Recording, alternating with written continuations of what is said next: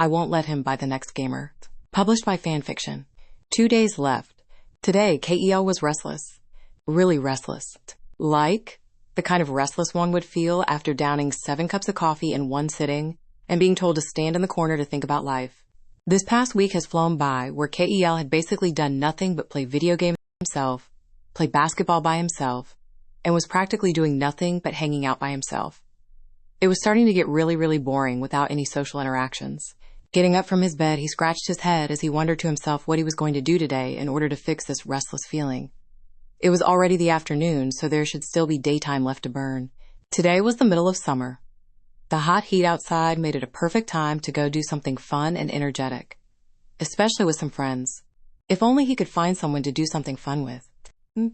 Oh, that's it. Maybe the best way to spend this day was to get his high school basketball team together and ask the captain if he wanted to train before school starts back up again. With an excited gleam, KEL immediately grabbed his house phone and dialed a phone number as he mentally high-fived himself for a great idea. It'll be fun. He'll get to see the team again, reminisce the good old times, ask them how their lives have been, and if they've gone through any adventures over the summer. Yeah, no sorry, man. I'm out on a ski trip with my family. Won't be able to ask anyone anything until I get back home. Oh, KEL blinked, not expecting the sails of his boat to be knocked out so early. Ah, well, no big deal. That's life. Oh, but I don't mind if you want to round the old team up to do some practice games if you want. Just give them a call. Oh yeah, that's a great idea. Except, I don't have any of the other team members' phone numbers, KEL mumbled embarrassingly. Seriously? You've been on the team for 2 years now and you only have my phone number? I mean, it just never came up. I never needed anything from the team until now. And it's not like anyone calls me either, KEL sighed, before having another brilliant idea. Ooh. If you still know the other guys' phone numbers, how about listing them off to me? Sure, man. Here, give me a sec to find my notepad. I wrote everyone's phone number on a list.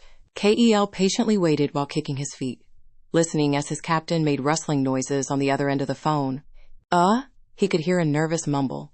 Anything wrong?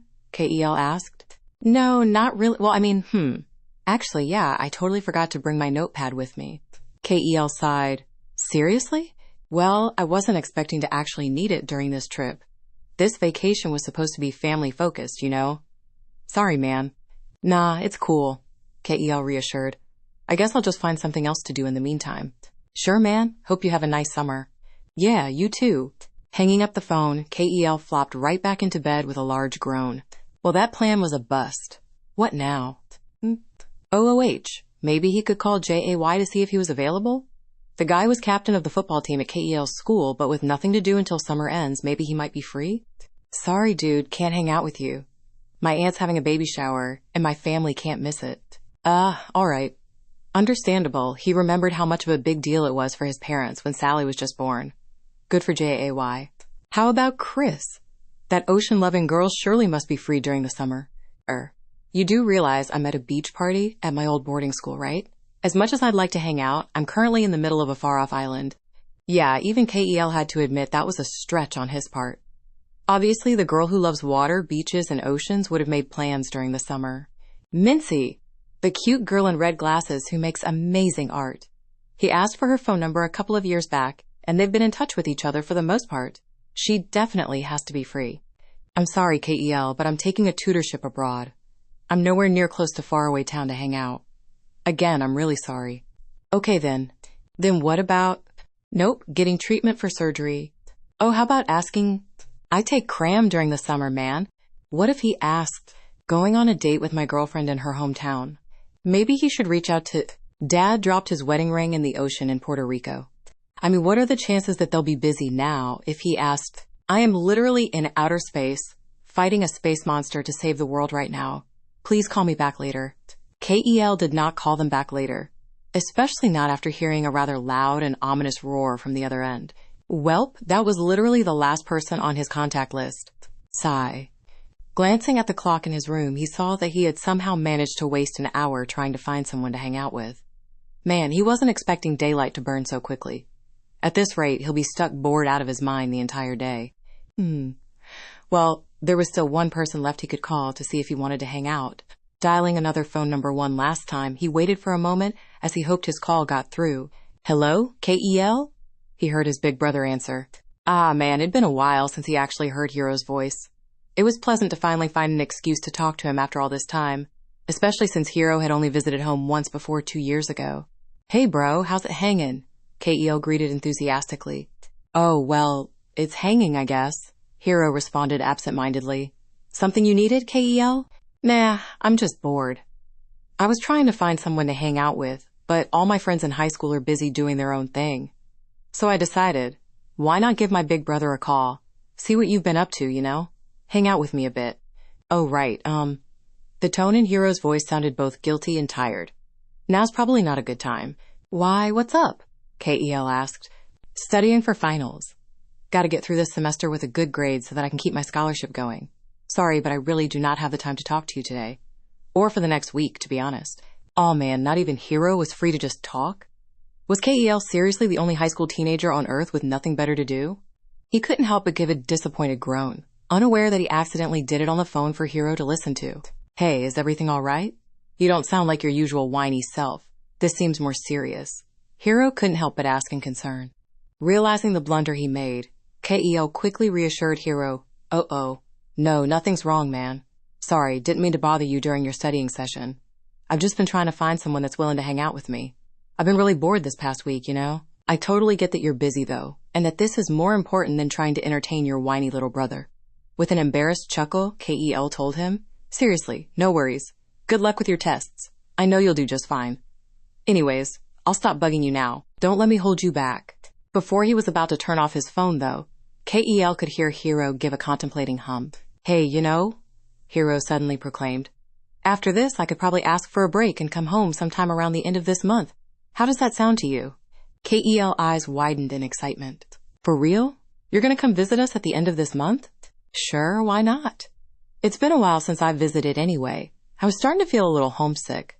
Plus, you definitely sound like you need the company. Oh boy, does he ever. Oh yeah. Dude, this is totally going to be sweet. I can't wait to hang out with my best bro again. Thanks, Hiro. No problem, little man. What kind of brother would I be if I left you hanging? Hey, who's the little man here? I'm pretty sure I'm finally taller than you now. K.E.L. couldn't help but playfully pout. Oh yeah? Guess we'll just have to find out once again later when I get back home. Little man, Hiro emphasized in a teasing tone.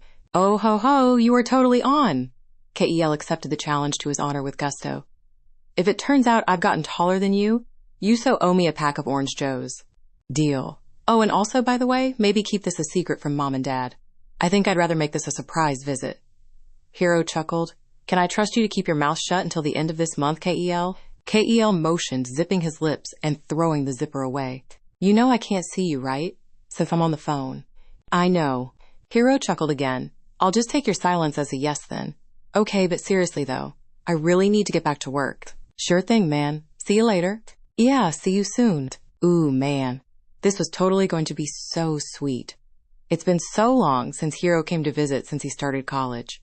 K.E.L. couldn't wait to see how their heights compared now, or play all the new fighting games he's bought since then, and how much Sally has grown the last time he visited. With all this extra excitement in his veins, there was no way he could make himself cooped up in his room. He's got to get out there and do something for fun. Ah, right. The excitement of hearing Hiro coming to visit completely overshadowed the main problem he was still having. He was still alone, with no one else to hang with him. Despite the news, Hiro was still a long way off before K.E.L. can expect him to arrive. Shoot. Maybe his mom might need him to run a few errands or something. It'd be a waste of energy, but it still beats playing around by himself. You mean you're going to be out of the house for the whole day? K.E.L. asked astonishingly. Didn't I tell you already, K.E.L.? His mother reminded as she carried a 2-year-old Sally in her arms. I'm going to the local pool in order to help train Sally to swim at an early age. Looking at the small girl in question and rubbing her nose against the little kid's stomach. We want you to grow up to be a safe swimmer. Yes, we do, little Snooky Poo. Sally giggled uncontrollably from the tickling. Bringing her back down, K.E.L.'s mother continued. I don't have any errands for you to run. You're free to do whatever you want. It's all up to you. Oh, okay. K.E.L. awkwardly scratched his neck. Wow. Of all the days to have the most free time available to him, it had to be when no one else was around to play with him. So that meant no chores, no friends, no anything to keep him busy. Sigh. What was he supposed to do then? K.E.L. continued to ponder this question for a long time, even as he sat outside under the shade of a tree. With nothing to do, He couldn't really seem motivated to play anything. At least it was better being outside, lamenting all of this, instead of being inside. The wind blowing felt good in his skin. Still, he couldn't quite shake off this restless feeling he's had since the beginning of the day. He really just wanted to do something with somebody. Is there seriously nobody else he knows in this town? Well, there were a few, actually, but it had been a while since he last spoke with them. No doubt, asking out of the blue to hang out with them after a long period of silence would feel pretty awkward for both parties involved. Out of all the people he knew in the town of Faraway, the only ones he hadn't asked yet to hang out with him were Aubrey, Mari, Sunny, Basil. He's not so sure if he should speak with Aubrey. The last time he remembered hanging out with her was over 4 years ago. The situation with Sunny had definitely overwhelmed the both of them when it slowly dawned on them that Sunny wasn't going to wake up anytime soon. KEL just really needed something to change in his life. To keep the flow going. Waiting around for Sunny to wake up wasn't going to help him do that.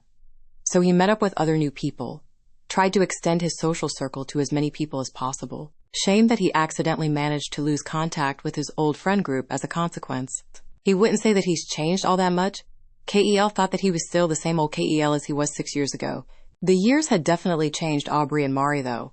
And not for the better. Aubrey's change was something KEL never expected to happen. What was once a cute, sweet girl with a temper problem and love for cute things seemingly turned into some kind of gang leader while he wasn't paying attention. He had seen Aubrey hanging around the delinquents, or as they call themselves, the scooter gang, causing trouble around the neighborhood by breaking random things, making a mess wherever they go, and holding a turf over the secret hideout that the old friend group used to have picnics in. He's even seen Aubrey going around holding a nailed bat of all things. Seriously, what was up with that? KEL wasn't proud to admit it, but the change had scared him a bit. He'd rather not have to deal with the potential hassle of messing with them. Mari's change was something he saw happening years ago, ever since the day of the accident.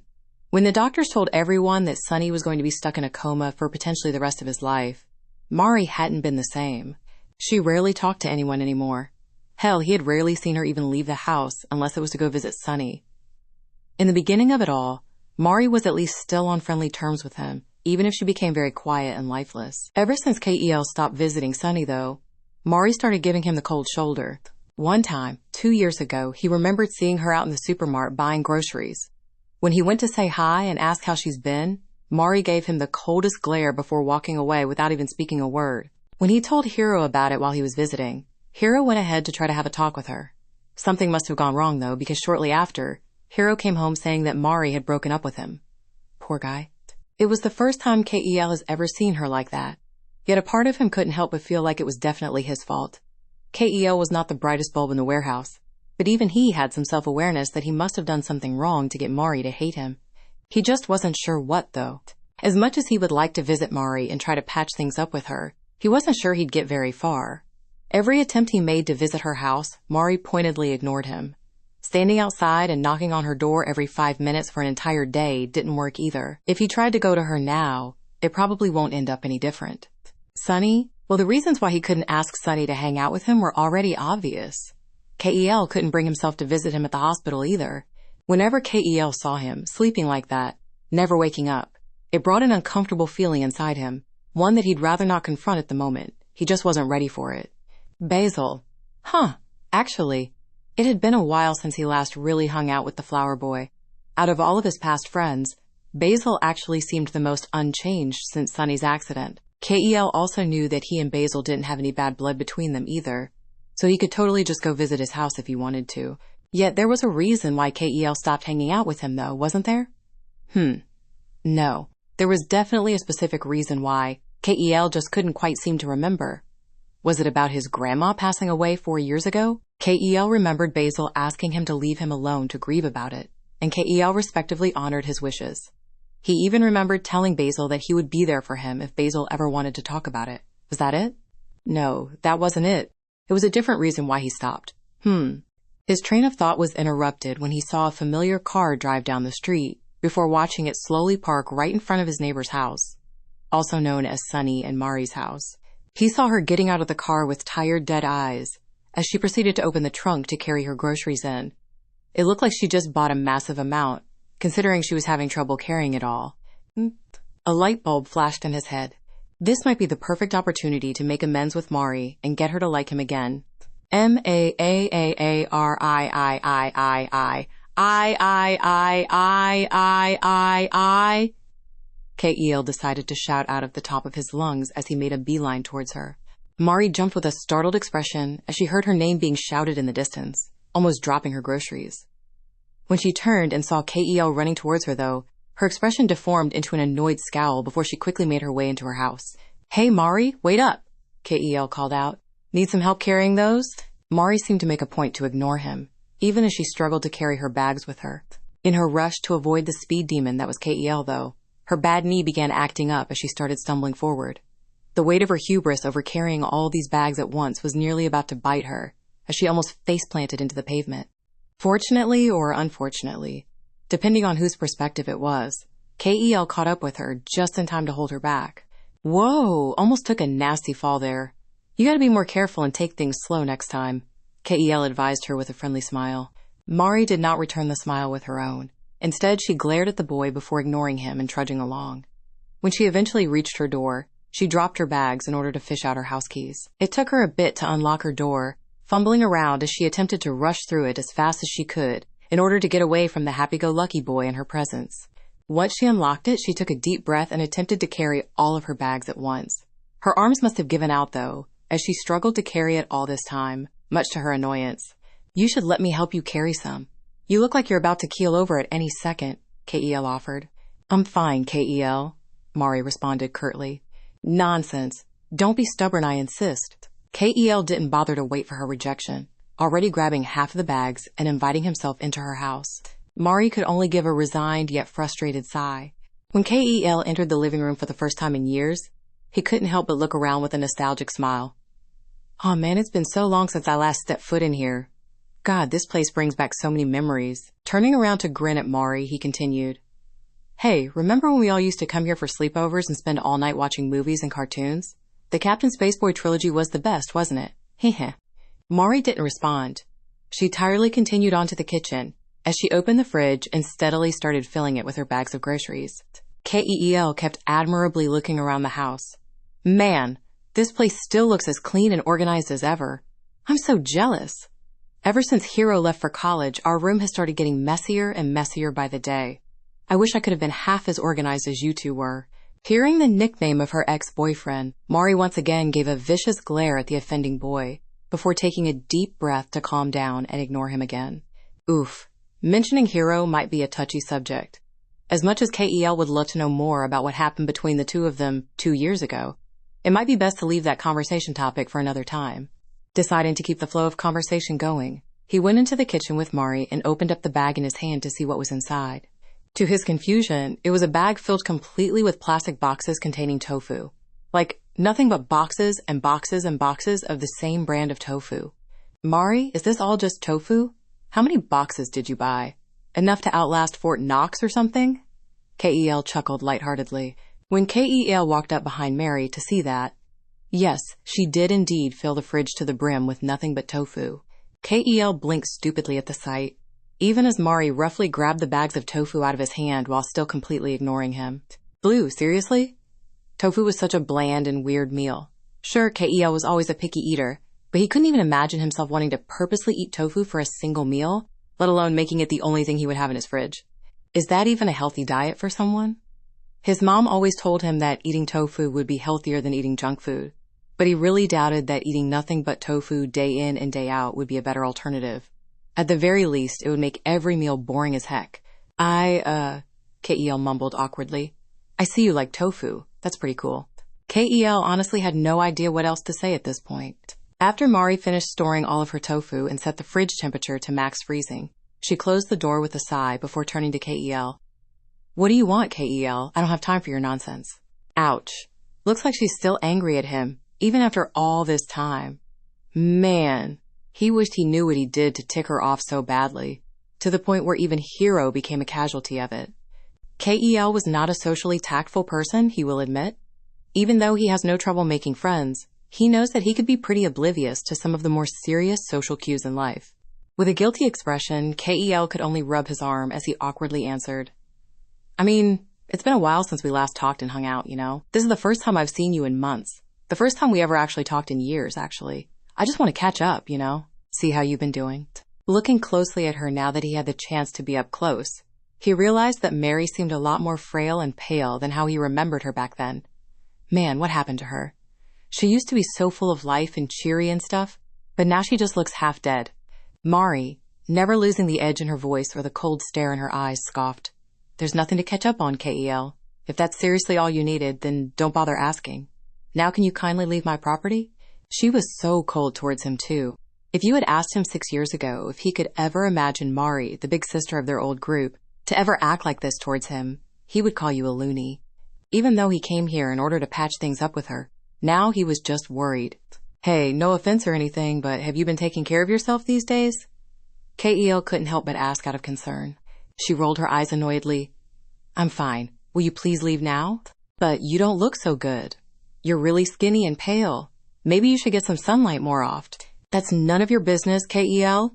Mari snapped suddenly, her patience with him quickly running dry. I'm not asking again. Leave my house, now. Kel, being the nosy type that he was, couldn't back down now.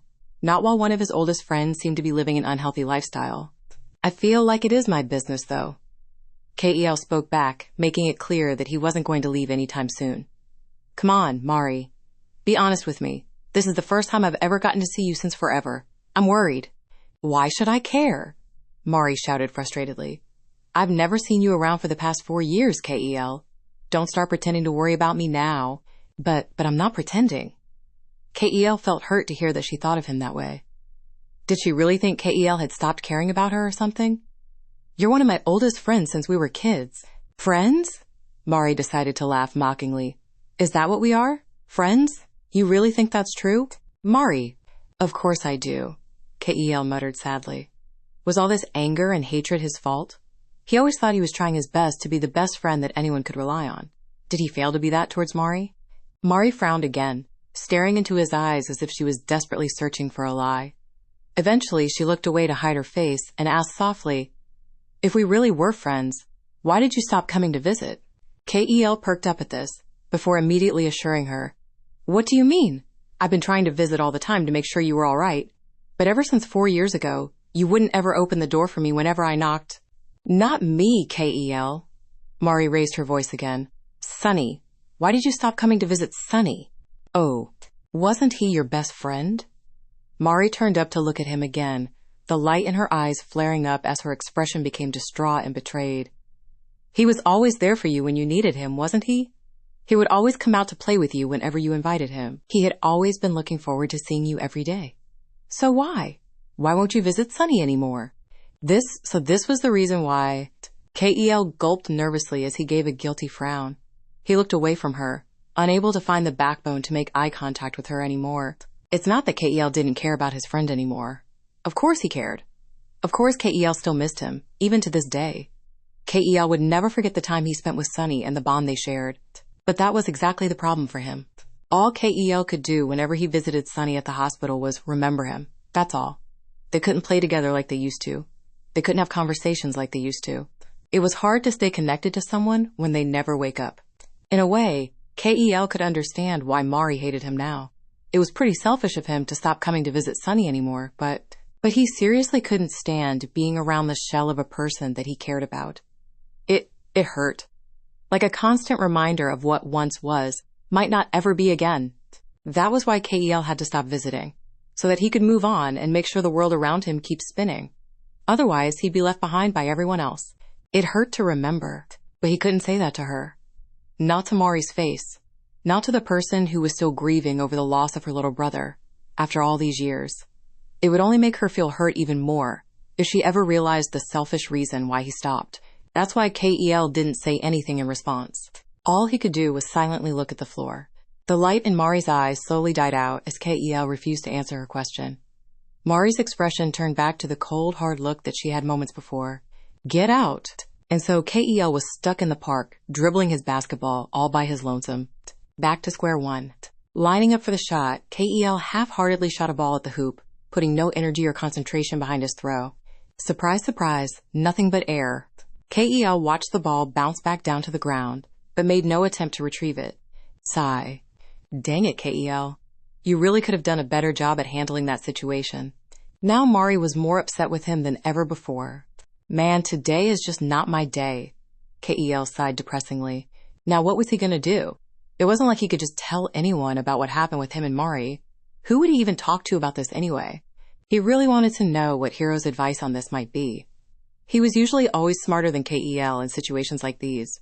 Although, this was probably a unique problem that not even his big brother could solve. Not with his finals coming up. And especially not with Mari being involved. It was evening now. The whole afternoon was completely wasted. Yet Kel still felt as restless as ever. Dang.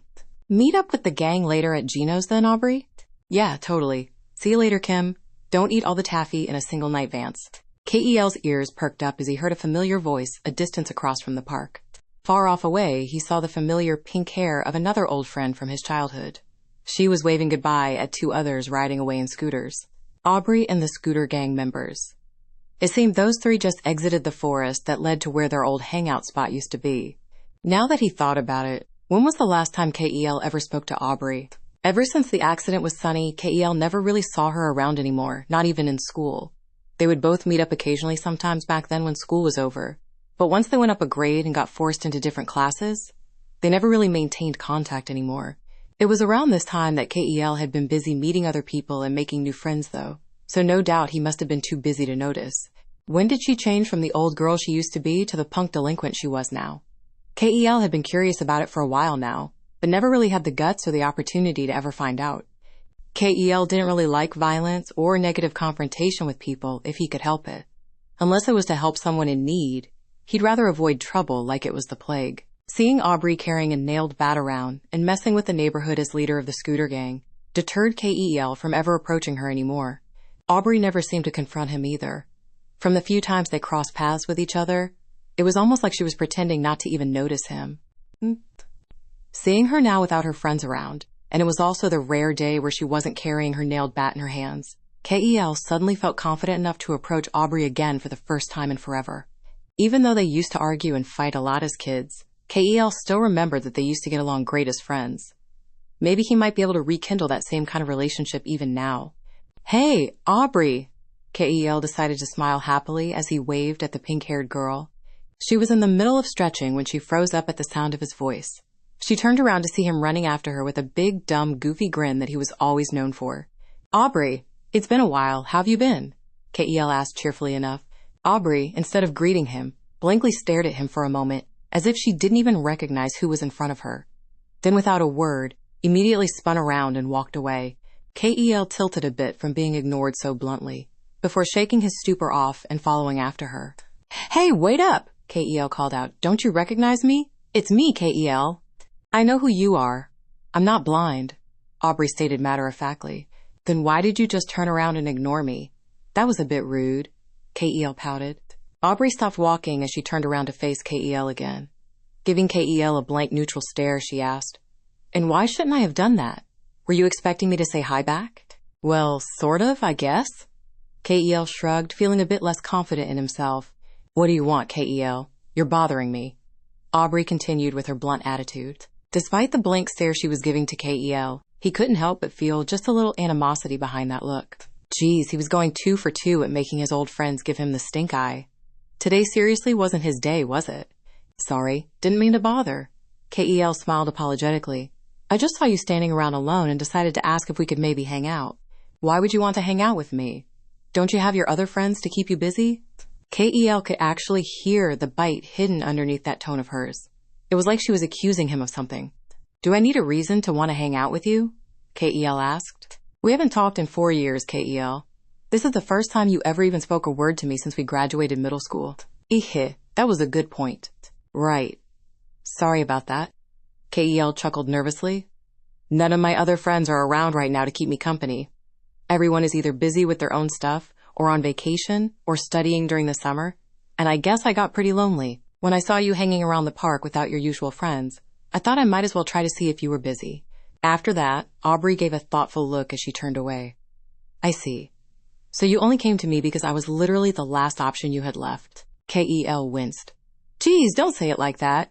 You make it sound as if I only came up to you because I had nothing else better to do. Isn't that basically what you just admitted to me, though? Aubrey asked rhetorically. Kel felt his nerves acting up with the way Aubrey was speaking towards him. Even though she was right in front of him, he couldn't help but feel so distant. Hate to burst your bubble, but I have my own things to worry about. Find someone else to keep you distracted. With that, she walked away and left him behind. Wait, Aubrey.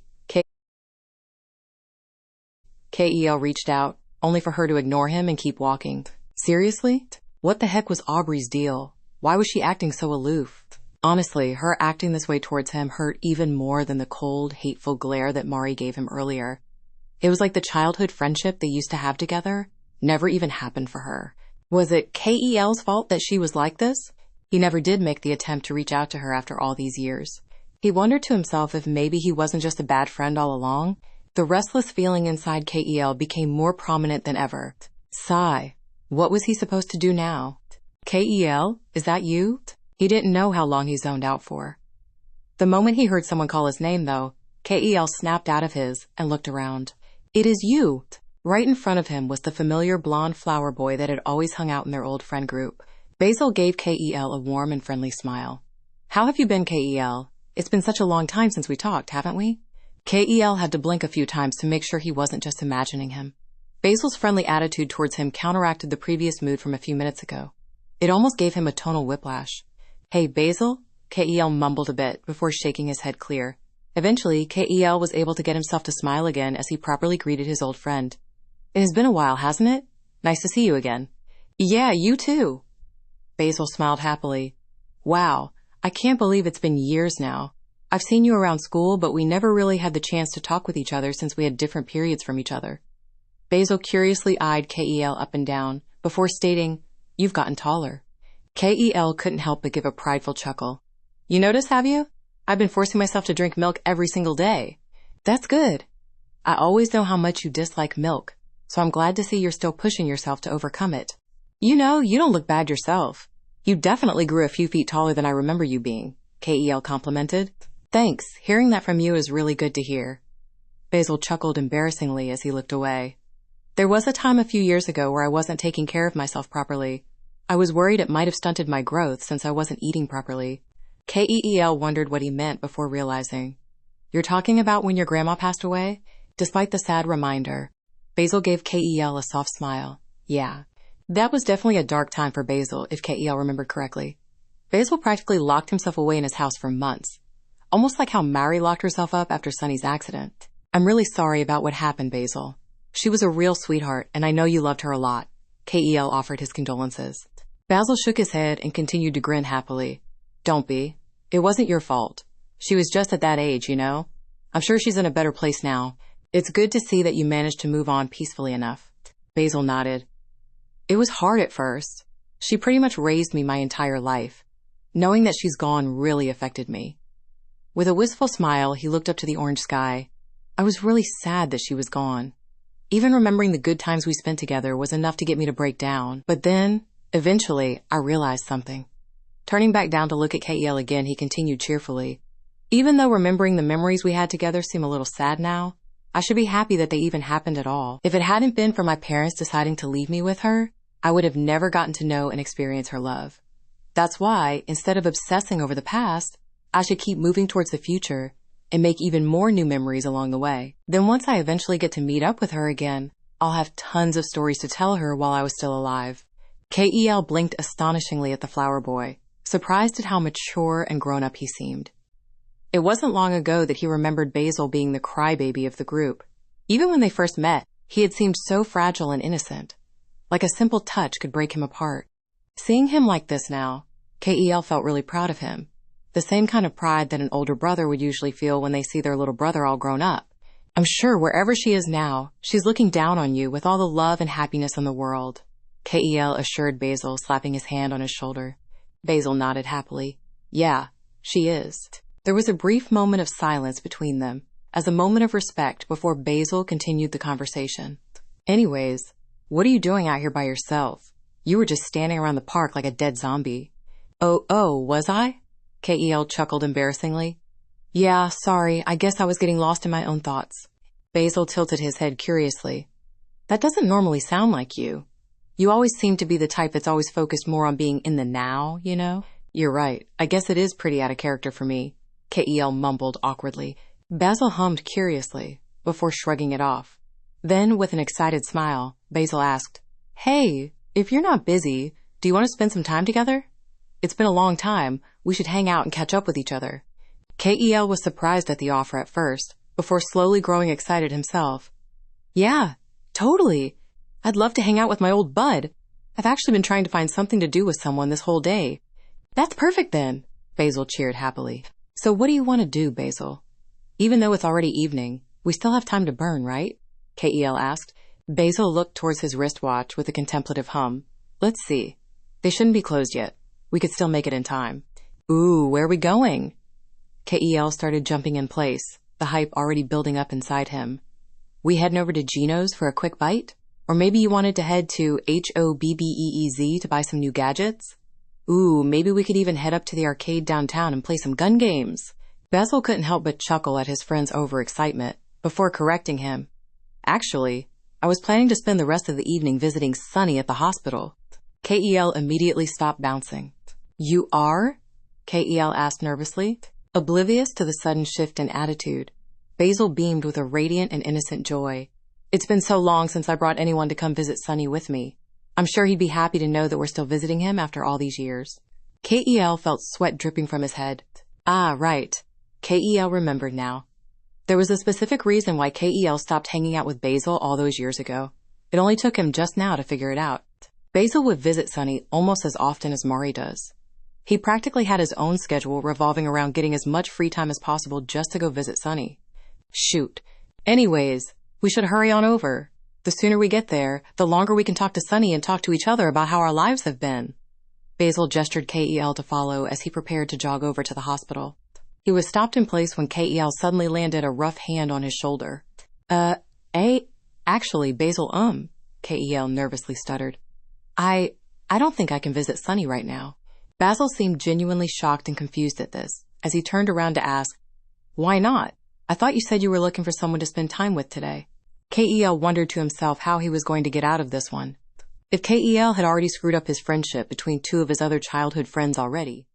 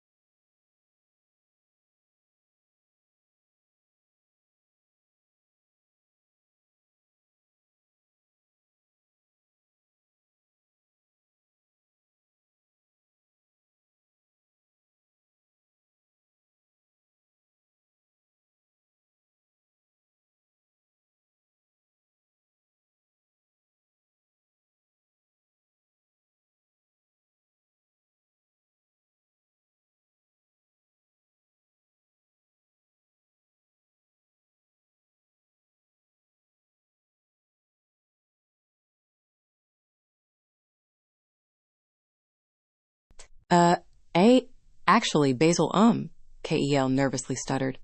I don't think I can visit Sunny right now.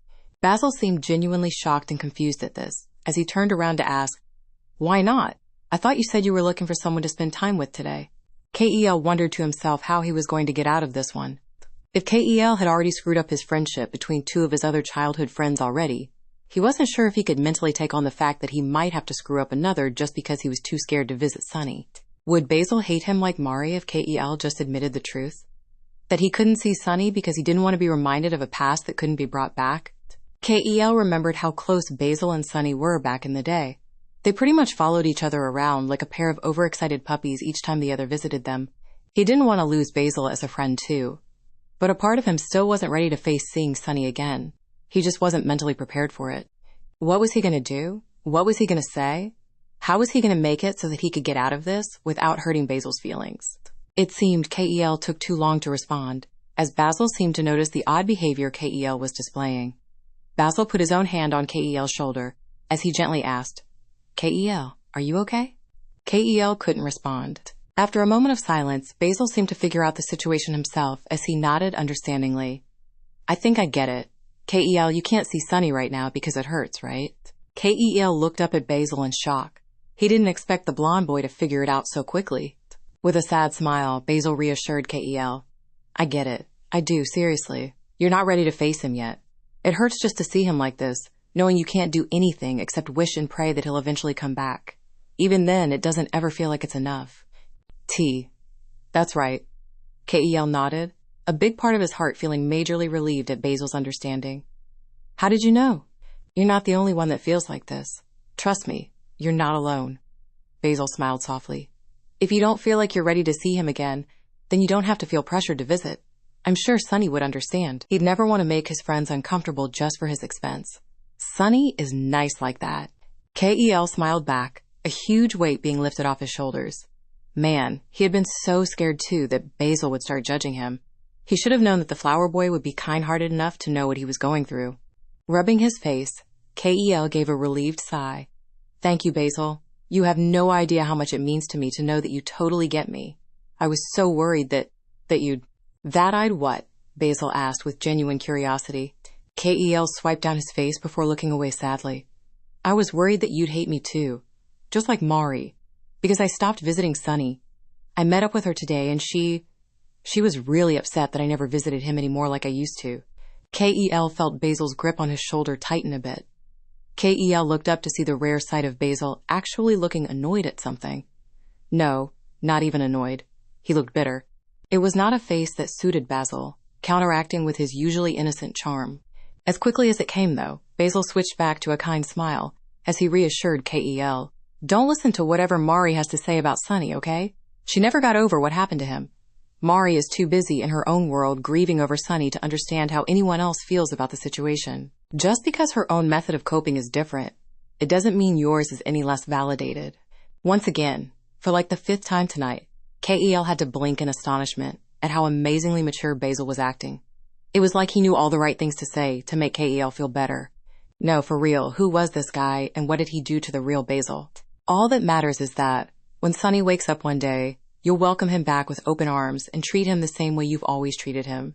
That's the best thing you can do for him. Kel nodded back slowly, agreeing with Basil. Of course I'll do that. I'd do it even if you didn't tell me to. Basil smiled happily. Great. That's all I needed to hear. Letting Kel's shoulder go, Basil continued the conversation prior. Later when I go see Sunny today, I'm definitely going to tell him about our conversation. When he wakes up, he's going to be so happy to know that you're still thinking about him. Man, Basil was always the optimistic one. Seeing him again reminded him of the good old days back when the group was still together.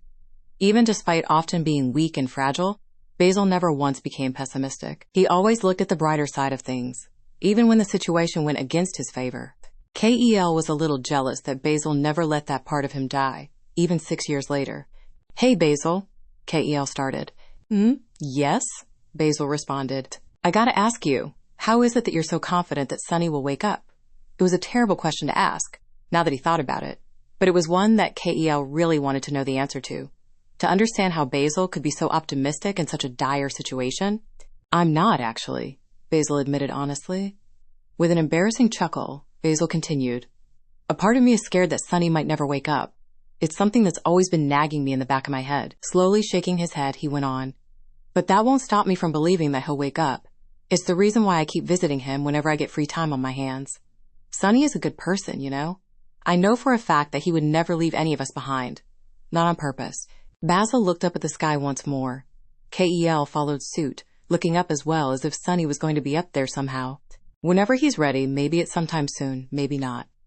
I know Sonny will wake up, and when he does, he'll help everything go back to the way things used to be, where all of us are back together again, having picnics, having fun like we always do." Hearing Basil speak about him like this, Kel almost felt like he saw Sonny up in the sky, giving him a thumbs up. "As long as I believe that, I can visit him without it feeling hard." Basil waved goodbye and left him after that, leaving Kel alone with his thoughts. He swung on the swing set as he looked towards the sky, watching the clouds go by. Basil was able to visit Sonny every day because he truly believed in his heart that Sonny was going to wake up someday. That kind of dedication and determination was something Kel found extremely admirable. Maybe that was his problem. Kel had stopped believing that Sonny would wake up again at some point. Visiting the comatose boy over and over again without any sign of change must have put a damper on his hopes that his friend would ever come back. This might also be why Mari hated him. Not only because he stopped visiting, but maybe in her mind, she thought that Kel had given up on Sonny by not believing. Kel didn't want to give up. Kel wouldn't stop believing anymore. With a newfound sense of determination, Kel brought himself back up with a confident grin. "Tomorrow," Kel stated out loud with finality. "Tomorrow for sure. I'm going to start visiting him regularly again. And then I'm going to tell him sorry for not believing in him earlier." The restless feeling that Kel had inside him all day finally melted away, leaving him with a satisfying kick in his step as he went back home.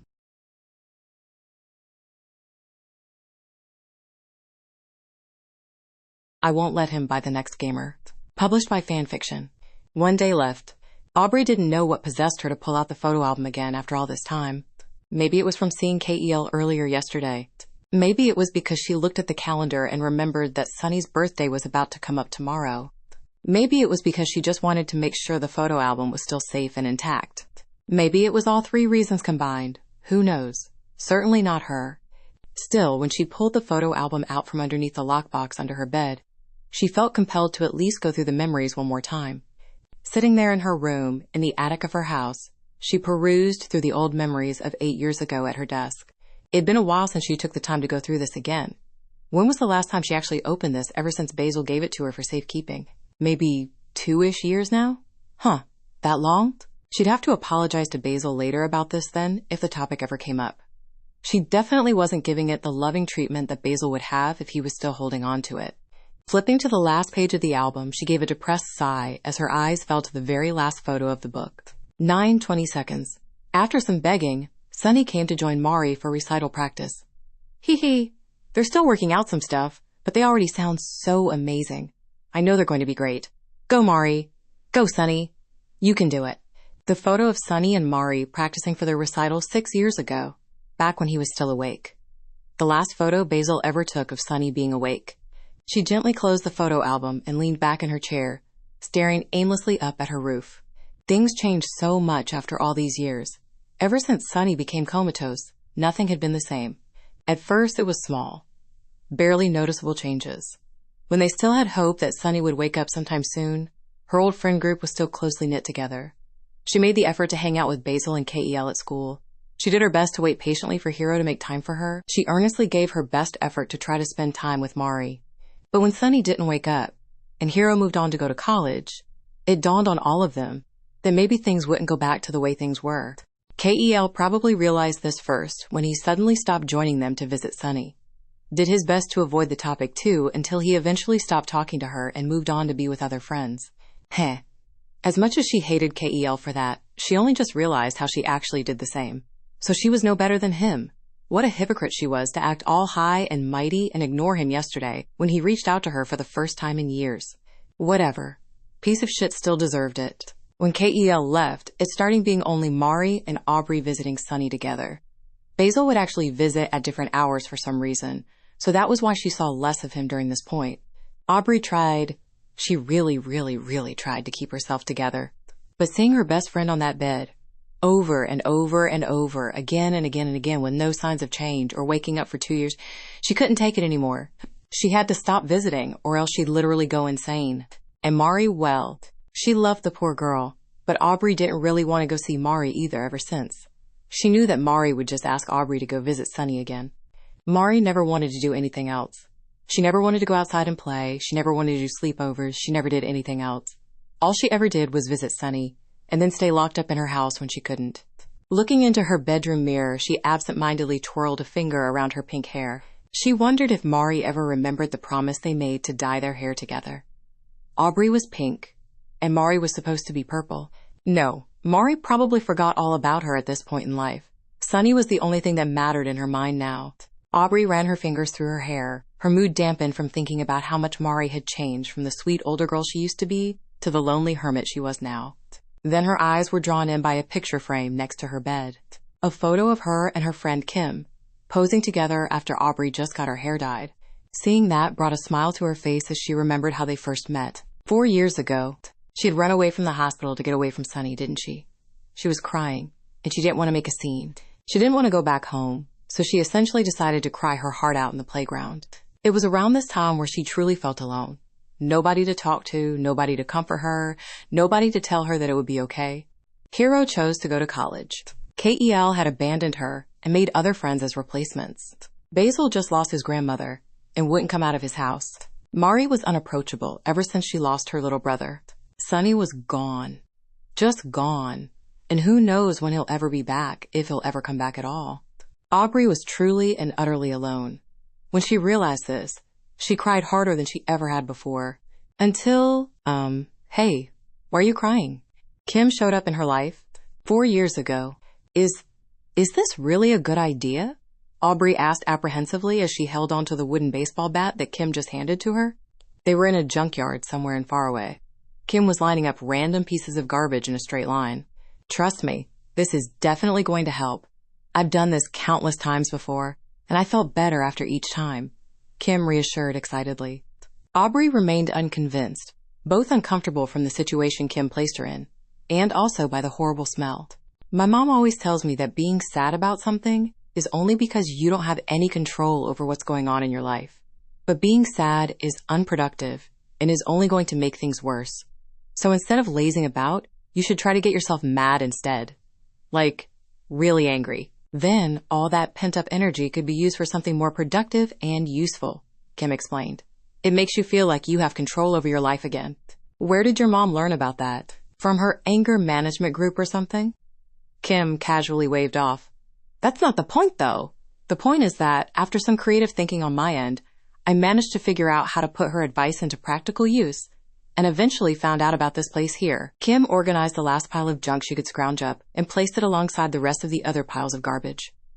Whenever I get really sad or mad about something, I bring out my bat, and I pulverize everything I see in sight to get me to feel better about myself. And you want me to do the same thing? Aubrey asked worriedly. Yeah, it'll totally be rad, Kim cheered on excitedly. But, I don't like being violent or angry, though, Aubrey muttered sheepishly. Some memories of her parents screaming and arguing with each other in the middle of the night flashed into her mind, before she had to force it to go away. Don't be a scaredy cat. Everyone likes being violent sometimes. They just don't want to be violent towards the things they care about. Kim encouraged her as she patted the garbage she set up. But we can be as violent as we want without worrying about anyone getting hurt, so give it a go already. I promise you'll feel great after this. Aubrey gulped nervously as she brought herself closer to the first garbage pile in front of her. Kim stepped back a few distances away, clearly eager to see her new friend rain carnage. She brought the bat up to swinging position, even though Aubrey really didn't know what to do here or what she was expecting to happen. Does she need to pretend that the garbage pile was a softball? She liked to think she was good at softball. She remembered playing a few games during PE class and managed to get 5 consecutive home runs once. She remembered the look in Sunny's eye when she turned to see how he would react. The boy looked like he had stars in his eyes, and it was enough to get her to blush embarrassingly. Reminding herself of Sunny made her depressed again. She couldn't muster up any strength in her swing, as the bat daintily bounced off the garbage pile like it was given a gentle love tap. Kim from far away saw this and did her best to give an encouraging cheer. Okay, that was great for a first attempt. Now do it again, but this time, hit it like you really, really mean it. Aubrey sighed. Kim, I don't really think this is going to work. I just don't feel like hitting stuff. Hearing this, Kim hummed to herself as she brought herself back into the field with Aubrey. Taking a quick look at Aubrey's depressed stance and the garbage piles in front of them, Kim heavily brainstormed a solution before quickly coming to a eureka. Maybe you're just not in the right mindset. I can totally help with that. Kim stepped right behind Aubrey and forced her to face the garbage pile. Talking directly behind her ear, Kim spoke. First, I want you to look directly into this garbage pile. Are you looking at it? Not knowing what was happening, but still compelled to play along, Aubrey timidly nodded. Now, imagine the person you hate the most. Like really, really, really hate. Maybe it's some stupid bully from school, or maybe that one teacher that keeps giving you a bad grade. Whoever it is, I want you to really imagine them in front of you right now. Their stupid face. Their stupid voice. The reason why you hate them in the first place. As Kim went along to describe this imaginary person, Aubrey began to think of Kel. Imagining his stupid face whenever he did something to make her angry. Imagining his whiny, annoying voice whenever he teased her about something. The way he gave that annoying, cocky smile whenever she couldn't prove him wrong or get back at him. The way he just left her. Left her to hang out with new friends. Abandoning everyone. Replacing everyone. As if nothing had ever happened. Her grip on the baseball bat tightened. You thinking about them? Kim asked. Aubrey gave a frustrated nod. Good. Now imagine that stupid person is sitting right in front of you, where the junk pile is. They just said something stupid and mean to you, in front of your face. They're not even sorry about it either. They're just laughing at the way you're getting upset. God, they're so annoying. Kim continued to feed into Aubrey's mind. That stupid Kel is always so annoying, Aubrey whispered under her breath. Kim heard this and smiled. That's right. Now aim that bat straight at his face and swing with all you got. At that, Kim immediately ran away to a safe distance as Aubrey brought her bat up again. That idiot Kel. That stupid, inconsiderate idiot Kel. Always doing whatever he wanted and never thinking about her feelings. AGH, he makes her so angry all the time. Whenever he opens his mouth to say something, it was like he was just purposely trying to get on her nerves. She thought about Kel at that moment, standing right in front of her as she aimed her bat. She thought about what would happen if she swung with all her might. She thought about what Kel would look like right after. Right as she was about to swing, she thought about Kel in the hospital. His head dented in, bruised and injured, wrapped in bandages, sleeping on the hospital bed, never waking up ever again. She hesitated at the last second and whiffed the shot. The bat bounced softly off the ground, never even touching the garbage pile in the first place. The hell was that pussy shit? Kim shouted out in shock. Aubrey dropped the bat in frustration and gave a sigh. Don't say the PRS word. It's bad to swear. Kim came up behind her. Aubrey, come on. What happened? I saw you getting so worked up just a second ago. Why did you fizzle out at the last possible moment? With a guilty frown, Aubrey looked away. I was thinking about one of my friends. He always makes me angry, sure. But, I didn't want to actually hurt him. He always gets on my nerves, but I didn't think he deserved to get his face caved in with a bat. It just seems so mean. Kim groaned exasperatedly, as if she couldn't believe she was stuck with such a soft-hearted girl. I'm sorry. I know you're just trying to help. Aubrey felt the need to apologize. No, this is my fault. Kim waved away. I'm the one that's going about this wrong. Obviously, different people have different problems. The things that work for me might not work for you. Kim hummed and thought again as she had another brainstorm session in her mind. After a while, Aubrey got startled when Kim suddenly shouted with another idea. I got it! Kim clapped her hands excitedly before returning to her position behind Aubrey again. Instead of thinking of a person, why not think of an idea instead? Aubrey was confused, repeating unsurely, An idea? Okay, bear with me. Making Aubrey face the garbage pile again and putting the bat back in her hands, Kim continued. Think about all the problems that are going on in your life right now. Everything. Literally anything that has ever made your life horrible. Think of all the things that have ever gone wrong, and you couldn't do anything to stop it. Aubrey closed her eyes and thought about it. Kel abandoning her so that she could be replaced with new friends. Basil losing his grandma and not wanting to come out of the house. Mari becoming sad and depressed, never wanting to play with her anymore. Sunny never waking up. Her dad divorcing her mom, leaving them to live by themselves in that rotten trash heap of a house. Aubrey being left alone. Imagine, what if all those things that happened, it wasn't just bad luck? What if someone was out there, a person that was making all these bad things happen on purpose? A person? Making all of this happen on purpose? Why would they do that? Aubrey asked in distraught, her eyes still closed. Because they want to see you suffer. Aubrey imagined a silhouette of a person standing right in front of her.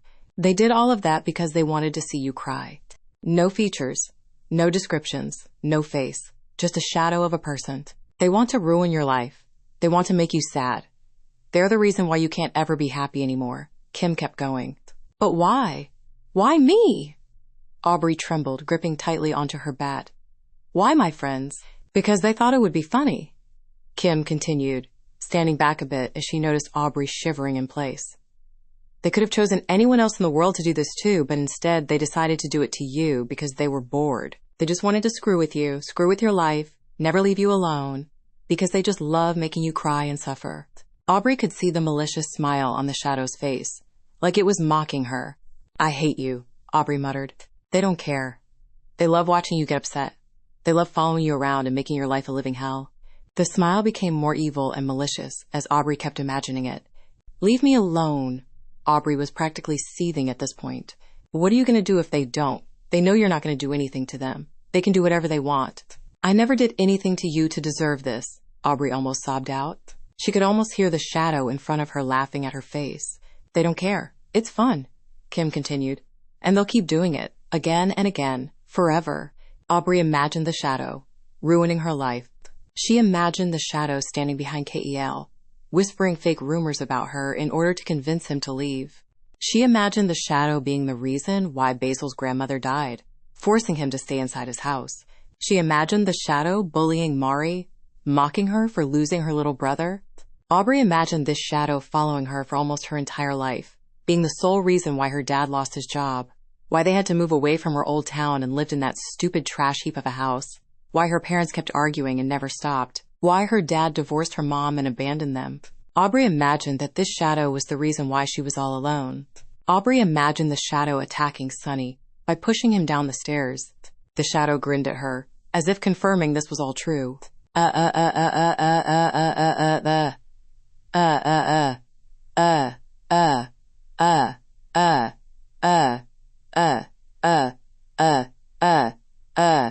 A-U-U-U-U-G-H. Aubrey became furious. Kim was already far away by the time Aubrey swung her bat. Again and again and again, Aubrey kept swinging her bat at the imaginary shadow in her mind, breaking the pile of junk in front of her into smithereens. Aubrey screamed out all of her frustrations and anger and hatred, destroying the garbage without mercy. She didn't stop there. All that pent-up rage and sadness was too much for Aubrey to handle, so after she was done with the first pile, she immediately went after another. Kim watched on as Aubrey demolished everything in her path with the wooden bat in her hands, impressed at the display of violence. It's your fault. Everything was your fault. Aubrey screamed in rage, swinging nonstop at the imaginary shadow in her mind. I hate you. I hate you. I-H-A-A-A-T-E-Y-O-O-O-O-O-U-U.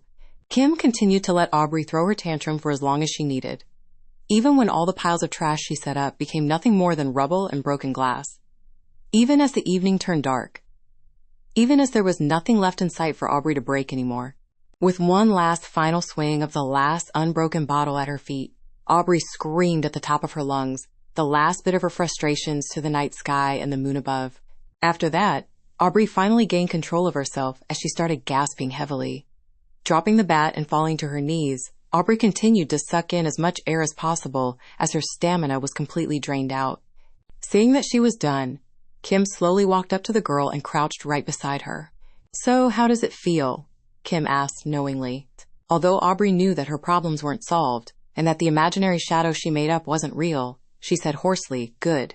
It felt good. Does it feel better than crying? Her body was weak and sore everywhere. Her arms felt like they could pop right off at any second.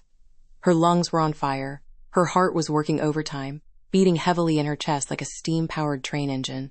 She felt so tired. Yeah, Aubrey nodded satisfyingly. It is.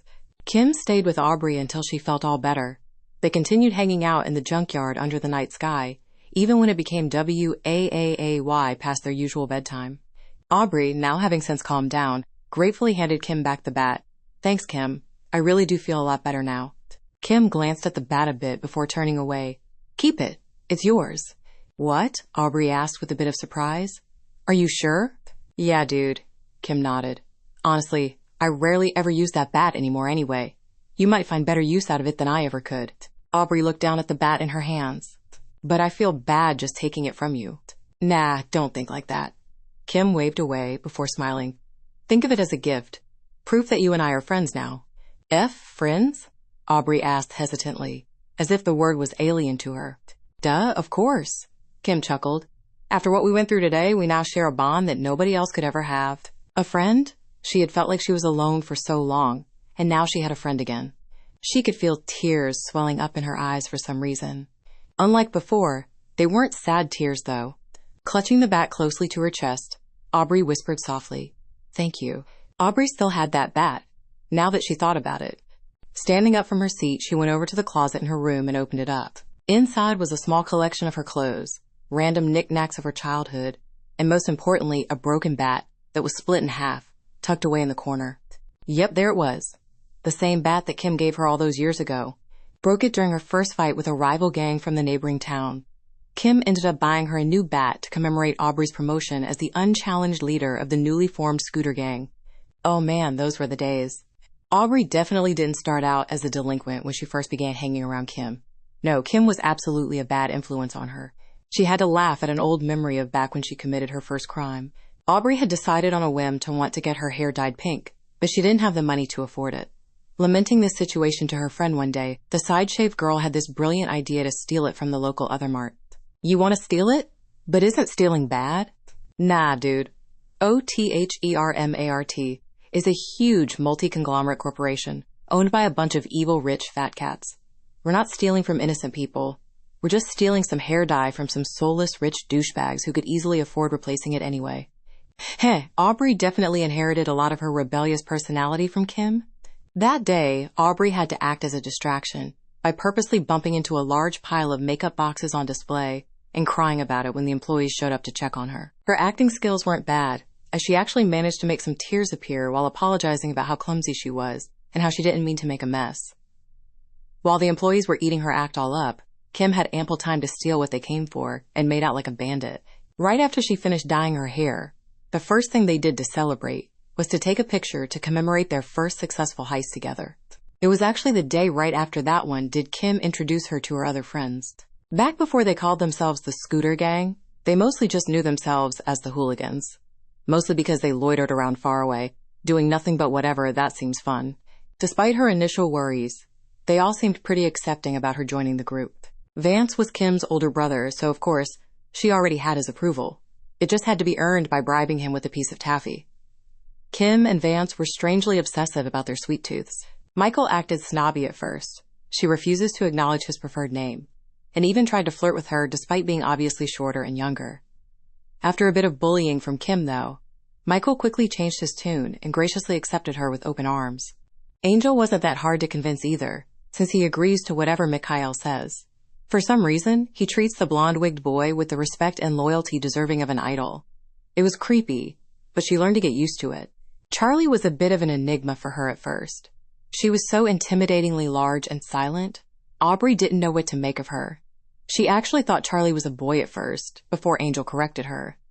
Charlie was actually Charlene. She just preferred the name Charlie as a nickname. After a bit of getting to know each other, Charlie gave a thumbs up to show her acceptance to the new member of the group.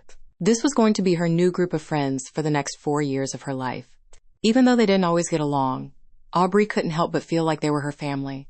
Despite their obvious quirks and flaws, they were a strangely tightly knit group that was loyal to one another.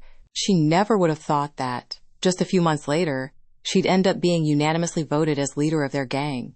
4 years ago, a few months after meeting Kim, a pretentiously handsome-looking teenager laughed mockingly towards the Hooligans. Is this really the best fight you could put up? You're nothing but a bunch of chumps. The Hooligans were all beaten, defeated by the hands of a group of guys wearing biker jackets and sunglasses. Laying at their feet, Mikkel mustered up the energy to scowl angrily. You foul villains! What gives you the right to come here and beat us up? We never did anything towards you. The group could only chuckle in response before the apparent leader smiled egotistically. We told you already. We're the moped boys of Somewhere High. We take what we want, and we ain't gonna stop until we get what we want.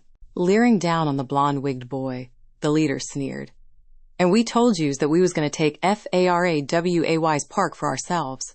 Not our fault you 5 dumbasses decided to jump us when we told you to scram. You can't just take our park, Angel shouted, struggling to pull himself up. This park belongs to the public. Everyone is allowed in this park. Another guy, apparently the leader's right-hand man, came up to kick the small boy in the stomach. Angel coughed up a storm as he held his stomach in pain, collapsing back down again. Well, guess what? Since we're also part of the public, that means the park belongs to us. And as owners of the park, we officially announce that you lamos are banned from ever setting foot in it ever again. What the hell do a bunch of guys from a different school want with our park anyway? What's wrong with the park in your neighborhood? Kim spat out, wiping a bloody nose while trying to see clearly out of her broken glasses. What's a toya? The leader sneered. We don't need a reason to do nothing. We just like this park better than the one back home, and we want to take it.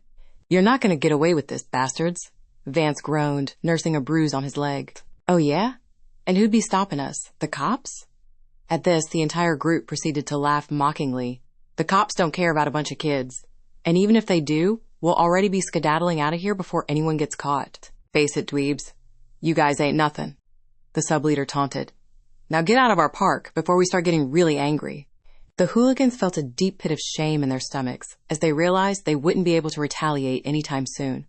This mark of defeat would end up haunting them forever. That is, until a certain girl showed up to witness the whole thing.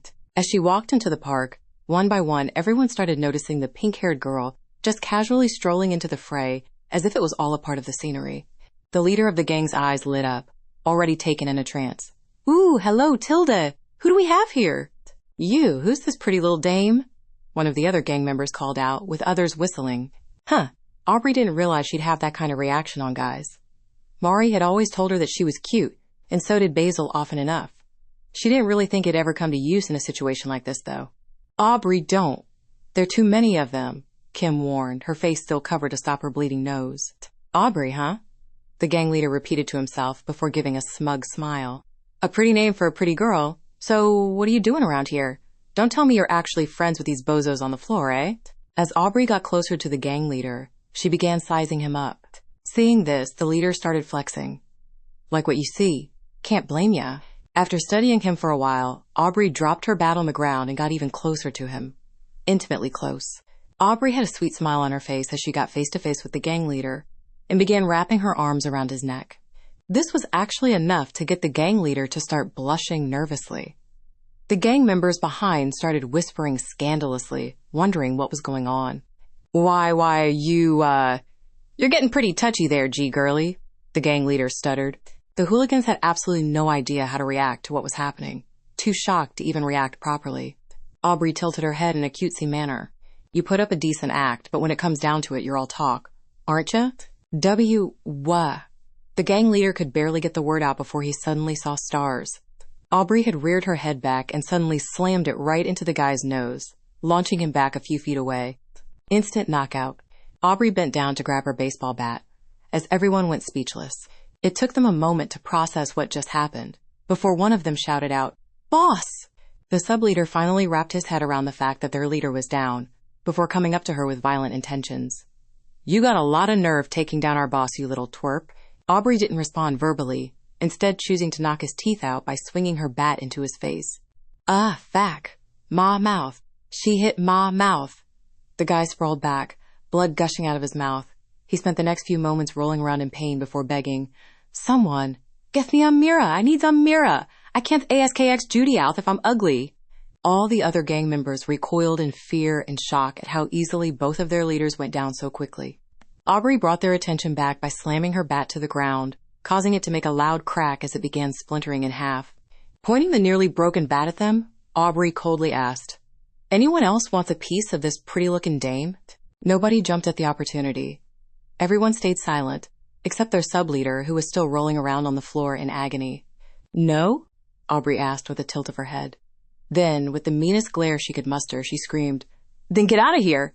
Holy shit, this girl is a psycho. She could hear them talk amongst themselves. I don't want to deal with no crazy bat lady. I'm out. Yeah, same. Screw this place. Y'all are all insane. The demoralized moped boys retreated back to their mopeds, carrying their leaders as they sped away from the town. Never to be seen again. Aubrey gave a sigh of relief. Shit, that was tense. She never had to act that scary before in her life. Thank God they were all convinced by it. Aubrey, holy shit, you actually beat them. Aubrey turned around to see Kim gleaming excitedly at her with stars in her eyes. That was a splendid, amazingly stupendous, super flindiforous display. Michael complimented earnestly in his own usual way. I, the Maverick, am completely in awe at your strength. Holy cow, Aubrey, you're just as good as the Master. Maybe even better. Angel cheered excitedly, still holding onto his stomach. Vance struggled to get up, so he instead stayed sitting but looked up at Aubrey with admiration. That was some impressive batting skills, you crazy chick. You landed him square in the jaw. I bet we could even find that guy's teeth if we took the time to look for it. Charlie nodded silently with a bruised eye, showing her respects. All this positive attention on Aubrey was starting to overwhelm her, as she couldn't help but blush from the praises. I mean, I didn't really do anything that impressive. I was just trying to scare them away. Are you kidding me? Dude, I wish I had that level of confidence, Kim gushed. You were walking up all slow-like, trying to act all flirty and cute, then all of a sudden, bam, you knocked that guy out in a single hit. It was so cool. God, I am so turned on right now. Vance made a disgusted look. Ew, Kim. Too much information. Kim looked back annoyed. Oh, shut up, Vance. I'm too busy fangirling to care. Anybody else want a piece of this pretty-looking dame? Michael repeated Aubrey's earlier words, playing out the scene again with Angel. Oh, noes, please don't hurt us. We're just a bunch of babies. We surrender RRR, Angel fake cried, overwhelmed by the might of Mikhail acting as Aubrey. Geez, guys, come on. You're embarrassing me, Aubrey muttered awkwardly. Kim was suddenly at her side, wrapping an arm around her shoulder as they both faced the group together. Well, I think this settles our earlier debate. Wouldn't you say, guys? Kim announced. Oh, definitely. She'd be perfect for the role. Vance nodded. No objections from the Maverick, Michael posed. If the Master agrees, then I do too, Angel fist pumped. Charlie gave a thumbs up. Aubrey looked at them with confusion. Wait, what? Debate? Perfect for what? Looking between the five of her friends, she asked them, what are you guys talking about? For the past few months, me and the guys have been thinking about doing something about the recent problems that's been plaguing our town. Kim explained. Lately, Faraway Town has been in trouble by a bunch of assholes popping up from different towns, coming here and causing mayhem. Lots of kids around here have been getting bullied, mugged, or even just scared off by these out-of-town gangs. You just saw a perfect example of what they look like and how they act firsthand, Vance continued. Each one of us has been a victim of their evil doings for far too long.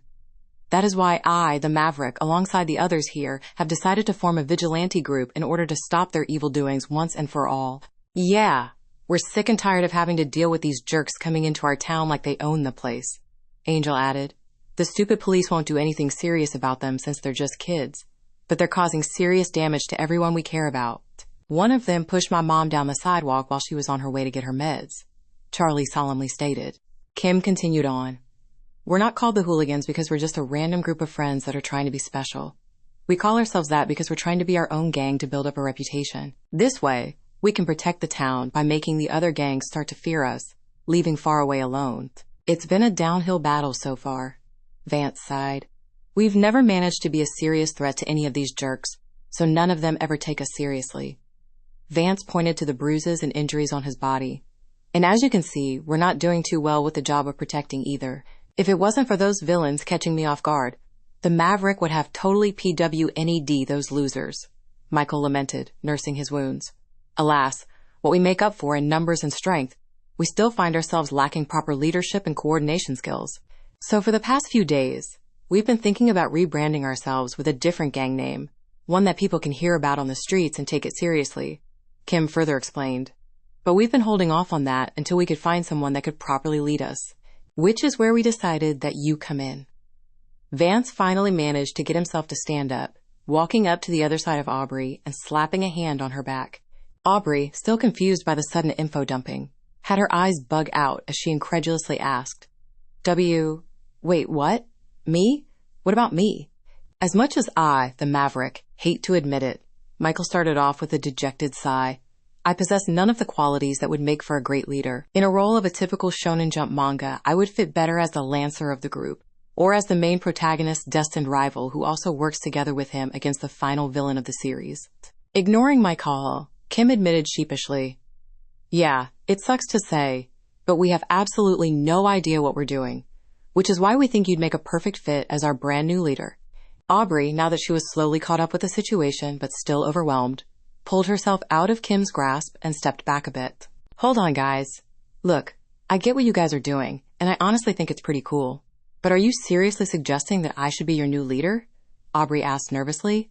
I mean, I've only joined the group a few months ago. Plus, I'm only just now hearing about this whole thing about gangs and whatever. I don't really think I'm ready or even cut out to be a leader for something this serious. Oh, come on, Aubrey, Kim argued back encouragingly. You just gotta believe in yourself.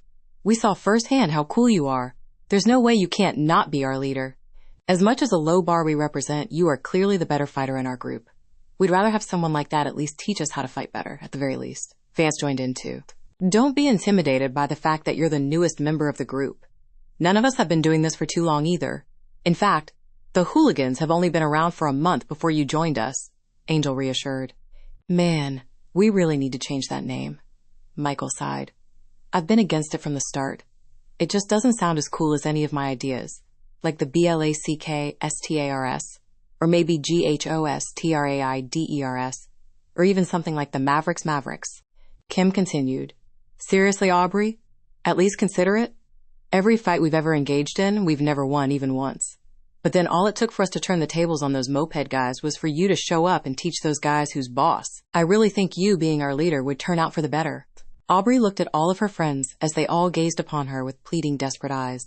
Kim even had to put in an extra convincing "Puyas" for good measure. This was a bit much for her, to be honest. She wasn't expecting her new friend group to put her on the spot over something like this. She wasn't even sure how realistic their plan about protecting the town from rival gangs was. Still, they were all clearly relying on her. It had been a long time since she ever felt like she was part of a group. And honestly, if it wasn't for Kim finding her in that playground that day, she'd probably still be all alone. Aubrey gave a resigned sigh as she looked away from their puppy dog eyes. All right already. Stop looking at me with those doe eyes, you're gonna make me puke. The group held in their breaths with trepidation. I'll give it a shot, at the very least. Besides, I'm pretty sure I owe you one KIM, so I don't really have the option to say no to you. Aubrey chuckled. Yes, woo! Kim cheered happily like she just won the lottery. Vance gave a relieved sigh. Phew, I'm glad. I didn't know what we would have done if you said no. I entrust myself in your care, Aubrey. No. Michael paused for a bit with dramatic flair, before correcting himself. The boss. Ooh, I like that. If the master calls you the boss, then that means you're going to be the boss. Angel concurred excitedly. Charlie nodded silently and smiled. Aw, geez, what the hell did Aubrey just sign up for herself? She hoped she wouldn't come to regret this anytime soon. Kim, after ample amounts of cheering done, immediately moved on to the next part of her plan. Great! Now that we have a new leader, we can finally get started on thinking of a new name for our gang. What shall we call ourselves, I wonder? Vance hummed and thought. Fists of Justice? Michael began listing off, unaware that everyone else was ignoring him. Black Spider? Painkillers? Ooh, what about the original plan to call us the Mavericks? I'm not really good at coming up names, to be honest, Angel lamented. As the whole gang proceeded to think themselves to death over what to call themselves, Aubrey noticed Charlie twiddling her fingers together like a shy schoolgirl. You got something to say, Charlie? Aubrey called her out, knowing she might be too reserved to speak up first. Everyone else stopped in their ramblings to turn their attention to the usually silent giant of the group. Charlie had a faint blush, but suggesting, Scooter Gang. Huh? Did you just say Scooter Gang? Kim asked confusedly. Charlie nodded, before pointing to the pile of scooters parked haphazardly near the entrance of the park. Those guys earlier called themselves Moped Boys. That must mean every other gang does something similar with their names. We have scooters. Scooter Gang. Charlie explained her reasoning. It took a moment for the idea to settle in their heads. Then, they all collectively brightened up at the idea. That's not half bad. We can call ourselves the Scooter Gang, Kim agreed wholeheartedly. Yeah, I can see that working out for us. I like it. Vance agreed as well. Ah yes, I can see it now, Michael envisioned. We ride down the middle of the street on our scooters in V formation, with the boss taking the lead. The sun setting behind us. Villains cower in terror over the almighty visage towering above them menacingly. They all whisper in fear and awe amongst themselves. The Scooter Gang. It's simple but memorable. Even if someone forgets who we are, all they have to do is see us riding on our scooters, and that'd be enough to jog their memory. Angel nodded along. As everyone agreed amongst themselves about the new name change, Aubrey had an embarrassed smile on her face that did not go unnoticed by Kim. "Aubrey, sup?" Kim asked. So, this might disappoint you guys, but I only own a bike." Aubrey chuckled nervously to herself. "I don't think I could afford to get a scooter either. The name is cool and all, but would it really be okay if the supposed leader of the scooter gang went without a scooter of her own?" Kim shrugged. "I don't see a problem. In fact, it seems fitting, to be honest." At that, Aubrey became confused again. Vance agreed. "Yeah, I can see where she's coming from. The scooter gang members all ride on their scooters, but only the leader gets to ride a bike. It's a great way to show the difference in status. It's only fair that the boss has special privileges in her own gang," Mikhail added in. "When you show up in fights, the other gang will know then that things are about to get serious." Aubrey rubbed her neck awkwardly, unsure as to what to say. With nothing else to really add to the conversation, she could only shrug in acceptance. "Okay then, I guess I'm now the leader of the scooter gang. Without a scooter." The scooter gang cheered together to celebrate their new name. Good memories. Aubrey fondly recollected the years that transpired. Turns out, what Kim said about gangs from other towns messing with Faraway was true. Patrolling the town with her gang, she witnessed countless delinquents messing up the streets of her neighborhood. It was a crime that would not go unpunished. Every time she and the others witnessed a crime happening from these other gangs, they'd immediately go on the offensive to teach them a lesson. With Aubrey's surprisingly decent leadership skills, they were organized enough to stand a chance against most groups, driving them out of town with their tails stuck between their legs. Over time, her gang's reputation started growing more and more as they repelled every single attempt at a gang moving in on their territory. She had become so popular that people unaware of the gang problem had started knowing her. Unfortunately, that started bad rumors about her and her friends. Instead of being known as the protectors of the town, they were vilified as much as the other gangs instead. It seems a lot of people just don't like the idea of a bunch of rowdy high schoolers going around picking fights in their town. Whatever though, it doesn't matter. The scooter gang wasn't protecting the town for the praise or publicity. They were doing it because no one else was willing to do it for them. She wondered how her old friend group might have thought about her if they could see her now. Would they know that she was just doing her best to help the community? Or would they assume the worst and think she was no better than the gangs that were bullying the people? Guess it didn't matter. Aubrey brought her nailed bat up and gave a few practice swings. This was the bat that Kim and the others bought for her after the old one broke. She put nails on it to make herself seem more intimidating than she actually was. She never actually used it in a real fight, though. But nobody was stupid enough to come near her to find out if she was willing to use it. Swing. Swing. Swing. Hero would be too busy with college to care about her. KEL had already abandoned her, so there's no point in worrying about what he thinks. Mari was too focused on obsessing over Sunny to pay her any attention. Sunny probably won't ever wake up. She didn't have to worry about Basil, though. Aubrey already had the opportunity to tell the truth to him, and he's actually been quite supportive, despite the violent nature of it all. Remembering it now, she was actually quite shocked to see the flower boy outside his house for the first time. She had truly thought that Basil would become a reclusive shut-in after his grandma died, just like Mari did after losing Sunny. She was glad to know that wasn't the case. 3 years ago, Aubrey could only stare in shock at the sight before her. There he was, an old relic of the past, coming back into her life again after God knows how long since they stopped. "Get out of here, Blondie!" Angel was shouting, kicking a defenseless flower boy as he cowered in fear. "This is our secret hideout! You're not welcome here! If you don't get out of here soon, I, the Maverick, will teach you a lesson you'll never forget." Michael shouted too, posing dramatically to impose dominance. Basil didn't run away then. Instead, he just kept sucking in all the punches and kicks with a strained face. "But this place means something special to me. You can't just keep this place for yourselves. It's not fair to the people who've been here before." "Master, this guy is a real toughie," Angel said tiredly, losing his breath after countless attempts to kick him. "Should we try to get Kim or Vance to help?" "No need, my young apprentice," Michael reassured. "I've already sent a message to the boss. She'll be on her way to help deal with this pestering villain." Being reminded that she existed, Aubrey snapped out of her daze and ran up to the 3 boys. "Hey, what's going on here?" "Haha, exactly on cue too," Michael laughed triumphantly. "You're going to get it now, you girly-looking boy." The 2 stepped away from Basil as Aubrey approached. Basil nervously looked up to see the new girl arrive, quivering in fear as he didn't recognize her.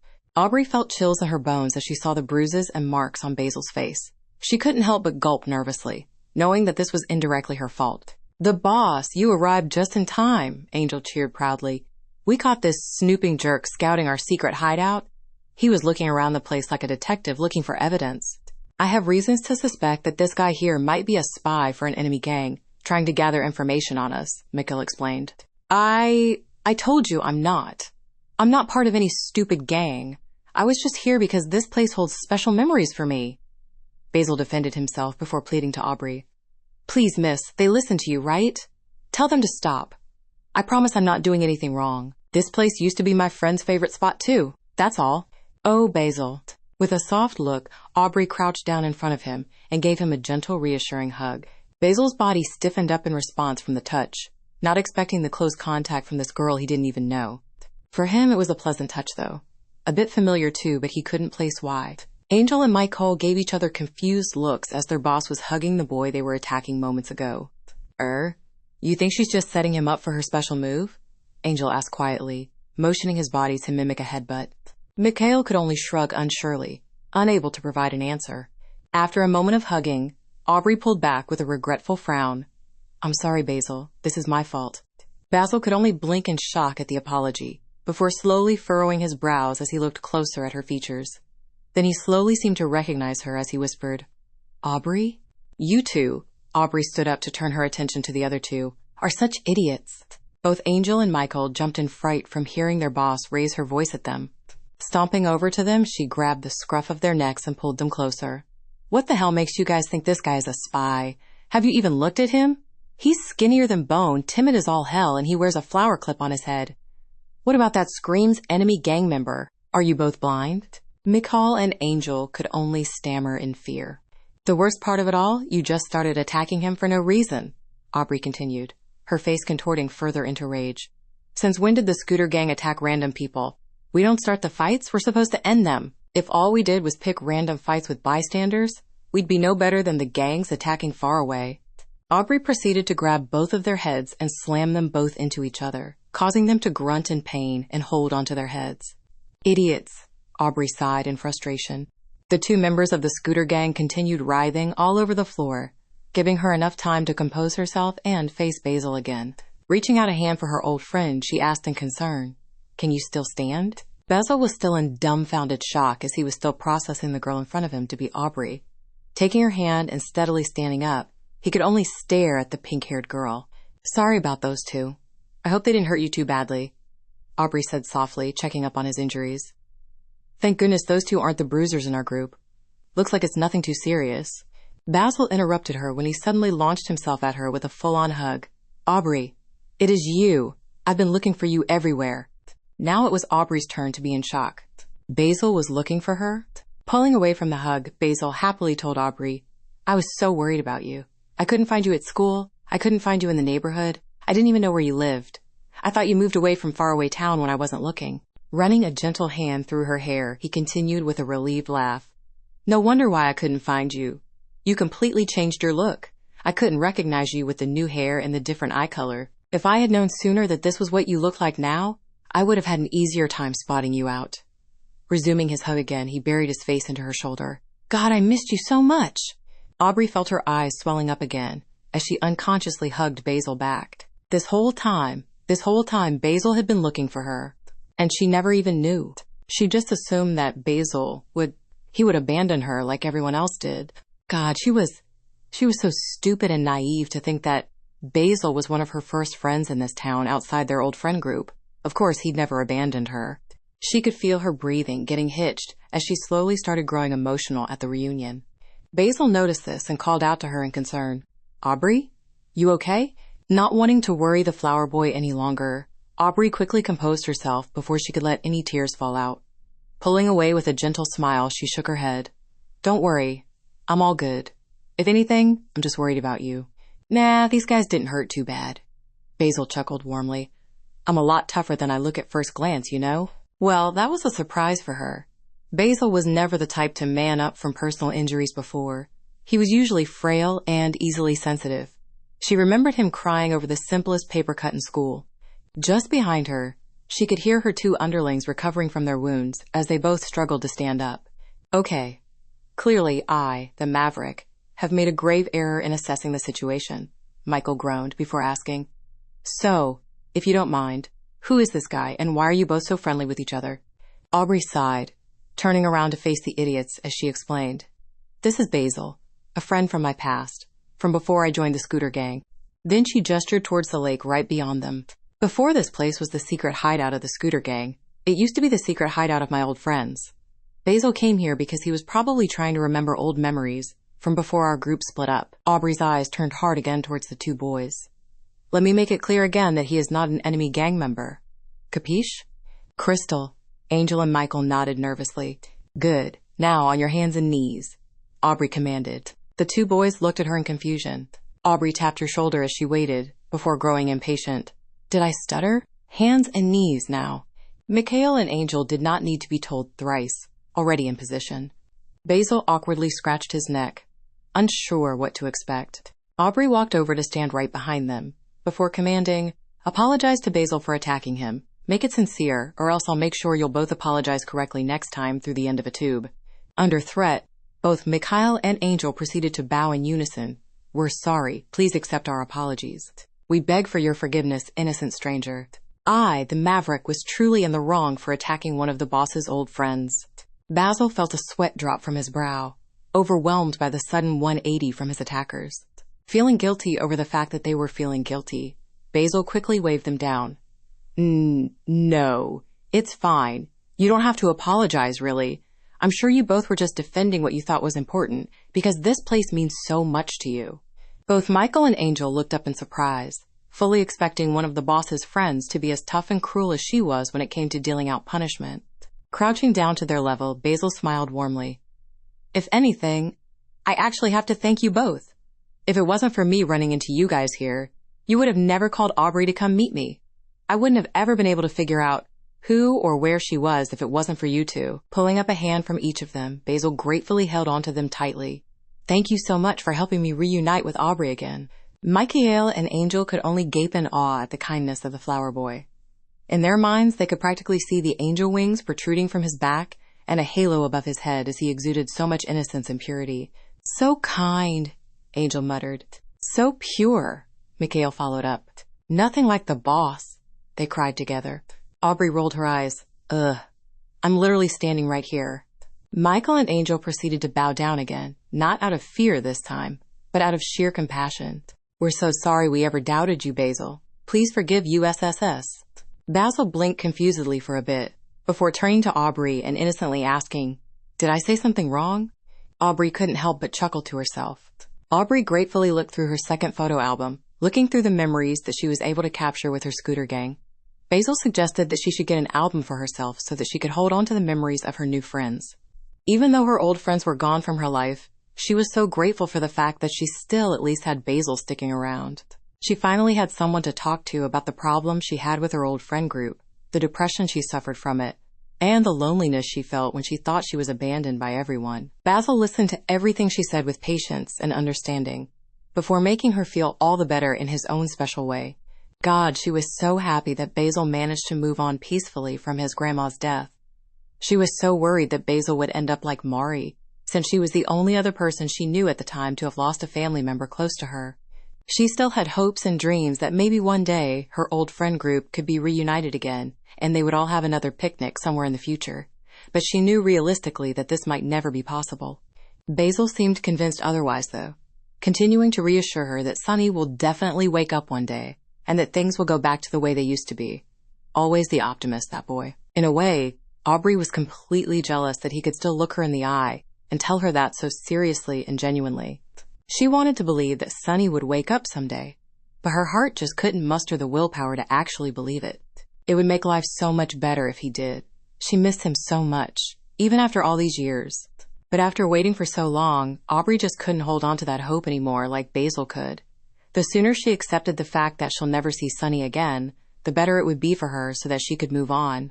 Aubrey's eyes widened as she just remembered something important. Looking at the calendar in her room, she saw the day was drawing extremely near. July 20th, Sunny's birthday. It was going to be tomorrow. One day left until Sunny's birthday. How old was he going to be this year? 18? Same age as her, huh? Sunny. She would have liked to have known what Sunny looked like all grown up as an adult. He would have been rather dashing, she was sure. If the accident never happened and Sunny was still with her, she wondered how differently her life would have played out. She would like to think that she would still have met up with Kim somehow. Aubrey probably wouldn't have ever joined up with the scooter gang, though, having no reason to, since she wouldn't have been lonely if Sunny was around to keep the old group together. Mari wouldn't be the shut-in that she was now. If anything, Mari probably would have gone to highly prestigious places alongside Hiro. They probably would have worked super hard in their fields to get their dream jobs and end up extremely famous. No doubt they would have gotten married sooner or later. Aubrey, Sunny, Kel, and Basil would still hang out with each other since they were all around the same age as each other. If things had played out smoothly enough, Aubrey might have eventually asked Sunny out to be her boyfriend at some point in high school. Damn it, why was she blushing all of a sudden? It was a realistic scenario to imagine if Sunny was still around. There's no reason for her to act all girly and mushy over this. Things will never play out that way, sadly. Sunny was gone. Aubrey felt her mind remember back to when Basil invited her out to his house to look through his photo album together. 2 years ago. You know, Basil brought up casually, Sunny has a crush on you. Aubrey froze up from turning mid-page. Her face became uncontrollably red as her brain was trying to process the words that Basil just told her. Eventually, Aubrey couldn't help but whimper out a small, "What?" Basil gave a guilty chuckle as he scratched his head. I probably shouldn't have said that. I promised Sunny that I wouldn't tell. Then he shrugged. Oh well, it's been 4 years now. Sunny would get over it if I told him.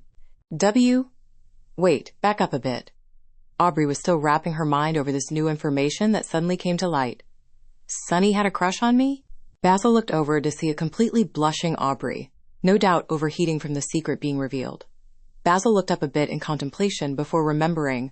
Oh yeah, I remember now. You used to have a crush on him too, didn't you? I remembered you admitted that to me after that one Christmas party. He looked so cool playing that violin, I thought my heart skipped a beat, is what you told me. Aubrey covered up her face as she crawled into a ball out of embarrassment. Wait, come on. I still haven't mentally processed what you just told me yet. Don't just bring up embarrassing memories out of the blue after telling me a bombshell of that magnitude. Wow, so you seriously never knew? Basil asked. Of course I didn't, Basil, Aubrey shouted indignantly. If I knew, I wouldn't be freaking out like this. I thought he only thought of me as a friend. Aubrey proceeded to roll around as a ball for a few minutes as she tried to put her thoughts into order. Basil looked on with amusement, waiting for her to calm down. Eventually, after she finished, she laid herself on the floor looking like a dead fish.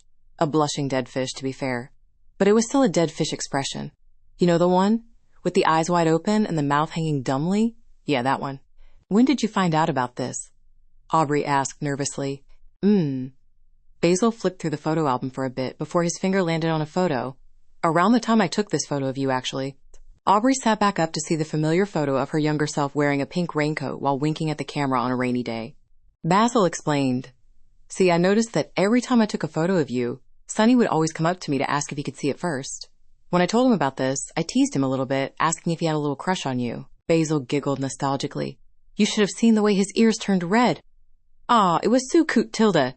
I promised him that I would keep my lips sealed, but Sunny stormed away right after in order to hide his embarrassment. Aubrey still felt her blush practically radiating the room. Sunny would ask Basil to let him see photos of her first? God, why was this so embarrassing? Basil continued on. Even though I promised him I'd never tell you, I was secretly trying to hint to the both of you that you were secretly into each other. Sadly, both of you were surprisingly equally dense about each other's feelings. He laughed. To be honest, it was quite frustrating now that I remembered how many signs I was trying to give the both of you. Ha ha ha. Aubrey had to resist the urge to roll up into a ball again, or punch Basil in the face, or kill herself. Honestly, all three were really hard to resist doing all at the same time. Basil looked fondly at the photo before frowning to himself. Maybe I should have made it more obvious that you two were in love with each other. If I did, maybe you two would have gotten together sooner before Sunny. That's right. Sunny wasn't here anymore. There was no use feeling embarrassed about all this about a boy who wasn't even awake. Sunny was probably never going to wake up again. If he was, he would have done so a long time ago. Even if she did still have a crush on him, it would be pointless asking out a boy who was no longer with her. Well, I guess it doesn't matter, Basil remarked happily. Now that I've told you, I expect you to use this information wisely. And by wisely, I secretly mean, you better be constantly teasing him about this, so that he can make all those cute, embarrassing faces once he wakes up from the coma. Aubrey looked over at Basil to see him acting carefree as normal. It was like he truly believed in his heart that Sunny was going to wake up sometime soon. Sigh. Why couldn't Basil see the reality of the situation? Sunny had been asleep for about 4 years now. They had waited for him to wake up for so long now, but he never did. There's no way Sunny would wake up now. It would be better for everyone if they just accepted this fact. But Aubrey didn't have it in her heart to tell Basil any of this. Her true thoughts were probably best kept hidden away so that Basil could stay happy. She'd rather Basil stay happy, hoping for a day that will never come, than to be sad and depressed over losing Sunny again. She didn't want him to end up like Mari. So instead of telling Basil what she was truly thinking, Aubrey gave him a shy nod. Yeah, I will. It'll be fun to see his reactions when he's normally so stoic. Basil smiled widely at that, as if he was extremely excited for the day to come. Hee. Oh, I can't wait. The two of you are going to be so cute together. The thought of Sunny finally working up the courage to confess his feelings after all this time, and the cute smile you'll be making when you look at him. GAH. I'm so incredibly jealous. Wait, what? Jealous? Basil, why would you be jealous? The moment Aubrey asked that question, Basil turned into stone. Almost literally in a sense. He stilted up so much, she was worried she might have accidentally completely frozen the boy into an eternal statue of himself. In a very robotic manner, Basil slowly tilted his head over to look at her before asking in a stuttering fashion, Whatever do you mean, a aubergine? Okay, first off, don't ever call me that again. Ugh, she hated her full name so much. Aubrey will always be the better normal-sounding name. Second off, you said that you would be jealous? What do you mean by that? I don't remember saying that. Basil denied way too quickly for his own good. I don't remember saying anything of the sort. What were we talking about again? Who's Basil? Overplaying the playing dumb act, Basil. Rein it down a bit. The word denial was practically written on your face. Aubrey thought about it for a bit before realization hit her like a brick wall. No way, Basil, were you, Aubrey gasped. With an embarrassed groan, Basil slammed his face down on the floor. Ooh, please don't. Did you secretly have a crush on? Aubrey continued. Ah, here it comes, Basil lamented. On me? Yes, that is exactly right. Basil instantly recovered himself, giving an excited thumbs up and a fake smile, even as he sweated profusely. You genius of a girl. You figured me out. 10-star deduction skills. Aubrey blinked for a bit before gasping again. You had a crush on Sunny? Basil collapsed. Ah, damn it. Now this was another filibuster that she was not prepared for today. Wow. Oh man, Basil. I didn't realize you swung that way, Aubrey murmured in shock.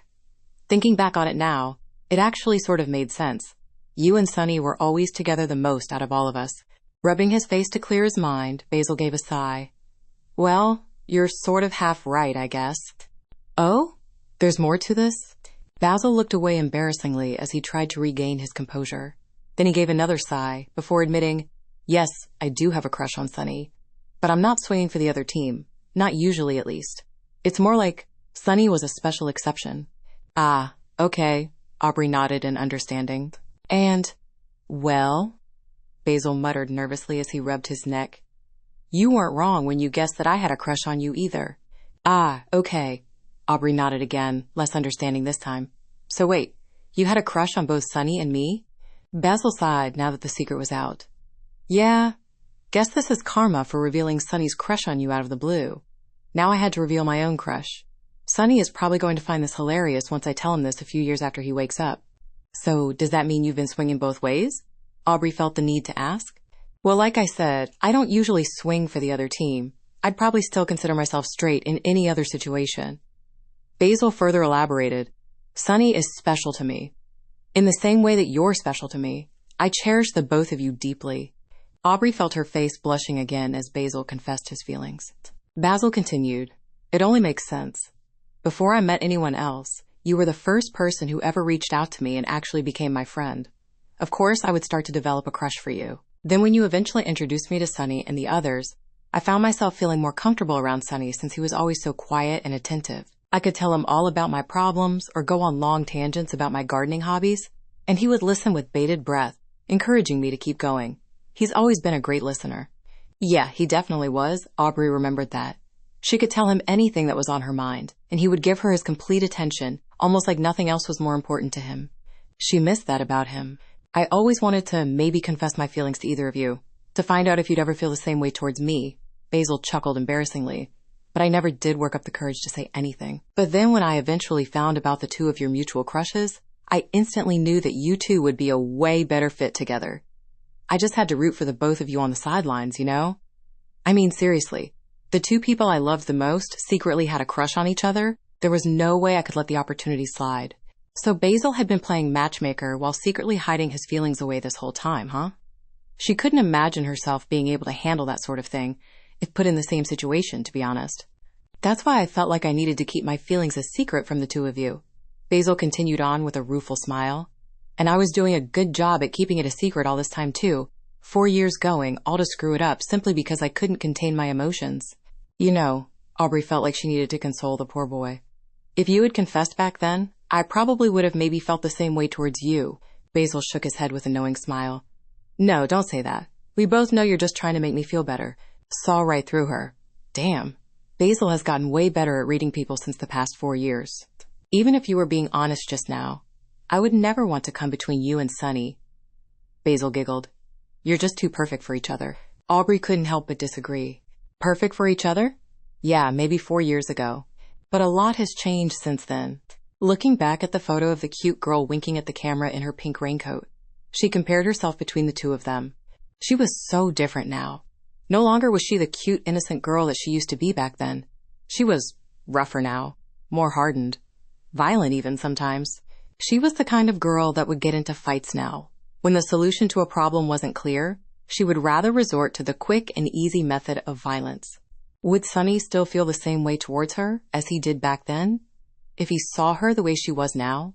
She was definitely not cute anymore. No, Sunny wouldn't feel the same way towards her anymore. She was sure. She had changed too much to be the same girl Sunny used to have a crush on.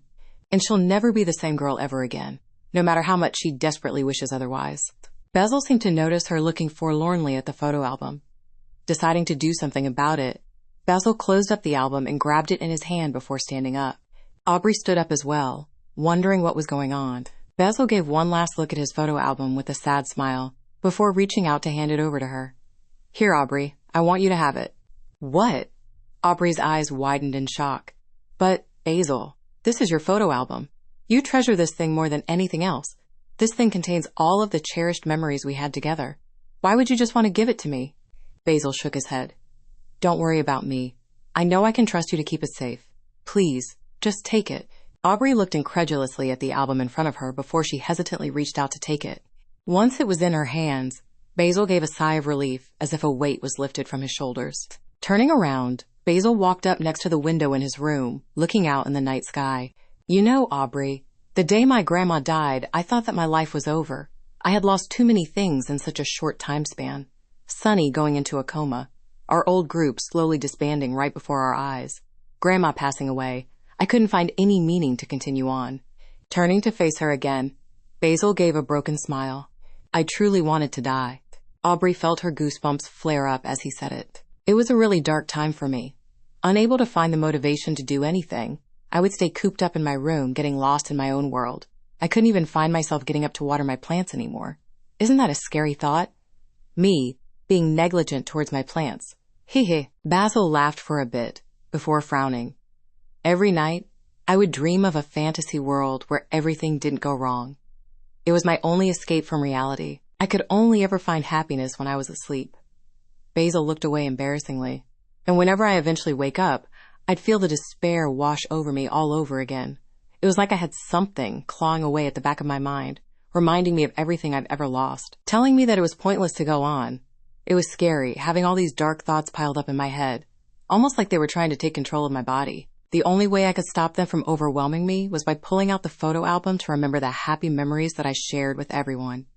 I found myself constantly staring at my photos, over and over again, pretty much every single day, forcing myself to get lost in the memories while I was awake, then forgetting about the world as I went to sleep. Basil walked over to his bed and laid down, absent-mindedly staring up at his roof. At some point, though, a part of me must have gotten tired of feeling sorry for myself.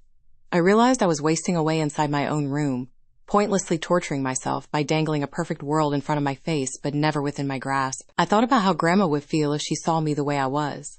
She'd be so disappointed that her grandson chose to give up on life. She'd feel so guilty, thinking that it was her fault I was like this. Then when I realized this, I thought of Sunny. How would he react to seeing me in such a sorry state for myself? He'd never let me continue on like this. He'd be waking up every morning, forcing me out of my house and try to get me to appreciate life again. Because he cares about me. Because that's what he would have wanted for me. Basil sat up, giving Aubrey a proud smile. So that was when I decided enough was enough. I wasn't going to stay like this any longer. I needed to find the strength to face myself, to face the dark thoughts in my head and convince myself to live again. If not for me, then at least for Sunny. If not for Sunny, then at least for my grandma. On that day, I forced myself out of my room and took a deep, long look at myself in the mirror, working up the courage to face my deepest fears. The fear of loss, the fear of change, the fear of having no control over my life. I didn't want to be stagnant like this any longer. I need to accept change in order to become a better person, a stronger person, one that could face reality head on. It was hard facing myself, to say the least. A darker part of me wanted so desperately to cling on to the perfect imaginary world I created for myself, to try to convince myself that everything would be okay. Just go back to bed and forget about everything. Basil sucked in a deep breath, as if the memory was painful for him. But I persevered. I beat that dark part of myself and went outside for the first time in months. I accepted change. I accepted loss. And I truly learned for the first time what it felt like to be alive. Basil sighed in relief, letting out everything for Aubrey to hear. Ever since then, I've been doing my best to work towards becoming a better version of myself. One that I can be proud of. One that everybody could rely on and admire. One that Sunny will look up to for guidance when he wakes up, lost and confused in this new crazy world that kept on spinning without him. I think I've almost finally reached my goal too. There's just one last thing I needed to do. Basil gestured to the photo album, making Aubrey look down at it. I have to get rid of the photo album, Basil explained. As much as it helped me cope when I was at my lowest, as much as it gave me joy whenever I looked through it, I figured out that I've been using it as a crutch this whole time. When things got too hard for me, I noticed that I would end up reverting back to my old habits of hiding away from reality through the world of my memories. If I was ever going to become the ideal version of myself that I aspired to be, I needed to get rid of the crutch that was holding me back. That's why I want you to have it, Aubrey. I could never throw it in the trash. It means too much for me to abandon it so coldly. It would be better if I can pass it on to the hands of someone that could get better use out of it than I ever could. Aubrey stared at the photo album in her hands. She silently stared for so long. Basil patiently waited for her to respond. He would wait for as long as it takes. Eventually, Aubrey could only silently whisper out, "Are you sure? Are you really absolutely sure?" Basil nodded happily. "Of course. Who better than you, Aubrey? Besides, I noticed that you've changed a lot since the last time we met. I can't help but feel like you're purposely trying to forget the girl you used to be, and I don't think that's right." Standing back up, Basil stood in front of Aubrey. "You shouldn't forget you are used to be, Aubrey. You're allowed to change, and you're allowed to grow. But you shouldn't deny the past, even if it hurts. The Aubrey from back then is as much a part of you as you are yourself. You could learn from her, get along with her, becoming the Aubrey that could have the best of both worlds." Basil had started wiping tears away from her cheeks. She didn't even realize she was crying until just now. "Take good care of the photo album for me," Basil reminded her. "Although it once helped me escape from reality before, I think for you, it'll help you stay more grounded in it. Then, when you eventually find yourself strong enough to not need it anymore, I hope you'll pass it on to the next person that'll need it most. Whoever you'll feel is right to give it to when the time comes." Aubrey nodded, using her sleeve to wipe her eyes. "Promise?" Basil asked politely. "Promise," Aubrey quivered. Aubrey looked over the photo of herself. One last time. The girl winking at the camera in the rain. Maybe she hadn't changed that much after all. She smiled to herself in the mirror before giving herself a cute wink. You know what? Even if Sunny might not ever wake up, it had been so long since she last came to visit him. Maybe now was the best time for her to start again. If not just to wait for him, then at least to pay her respects, in honor of being one of her best friends since childhood. She looked at the calendar once again with a smile. Tomorrow was Sunny's 18th birthday, huh? She definitely needs to buy him a gift before she visited. But before that, she definitely needs to get some sleep. God, what time was it? 2 a.m. already? At this rate, she won't even have the energy to come to visit. She better get started right away. Author's note: I may have been a bit too indulgent with the writing on this one. I can't help but feel just a little bit cringe while rereading this. Hopefully I did fine. Hopefully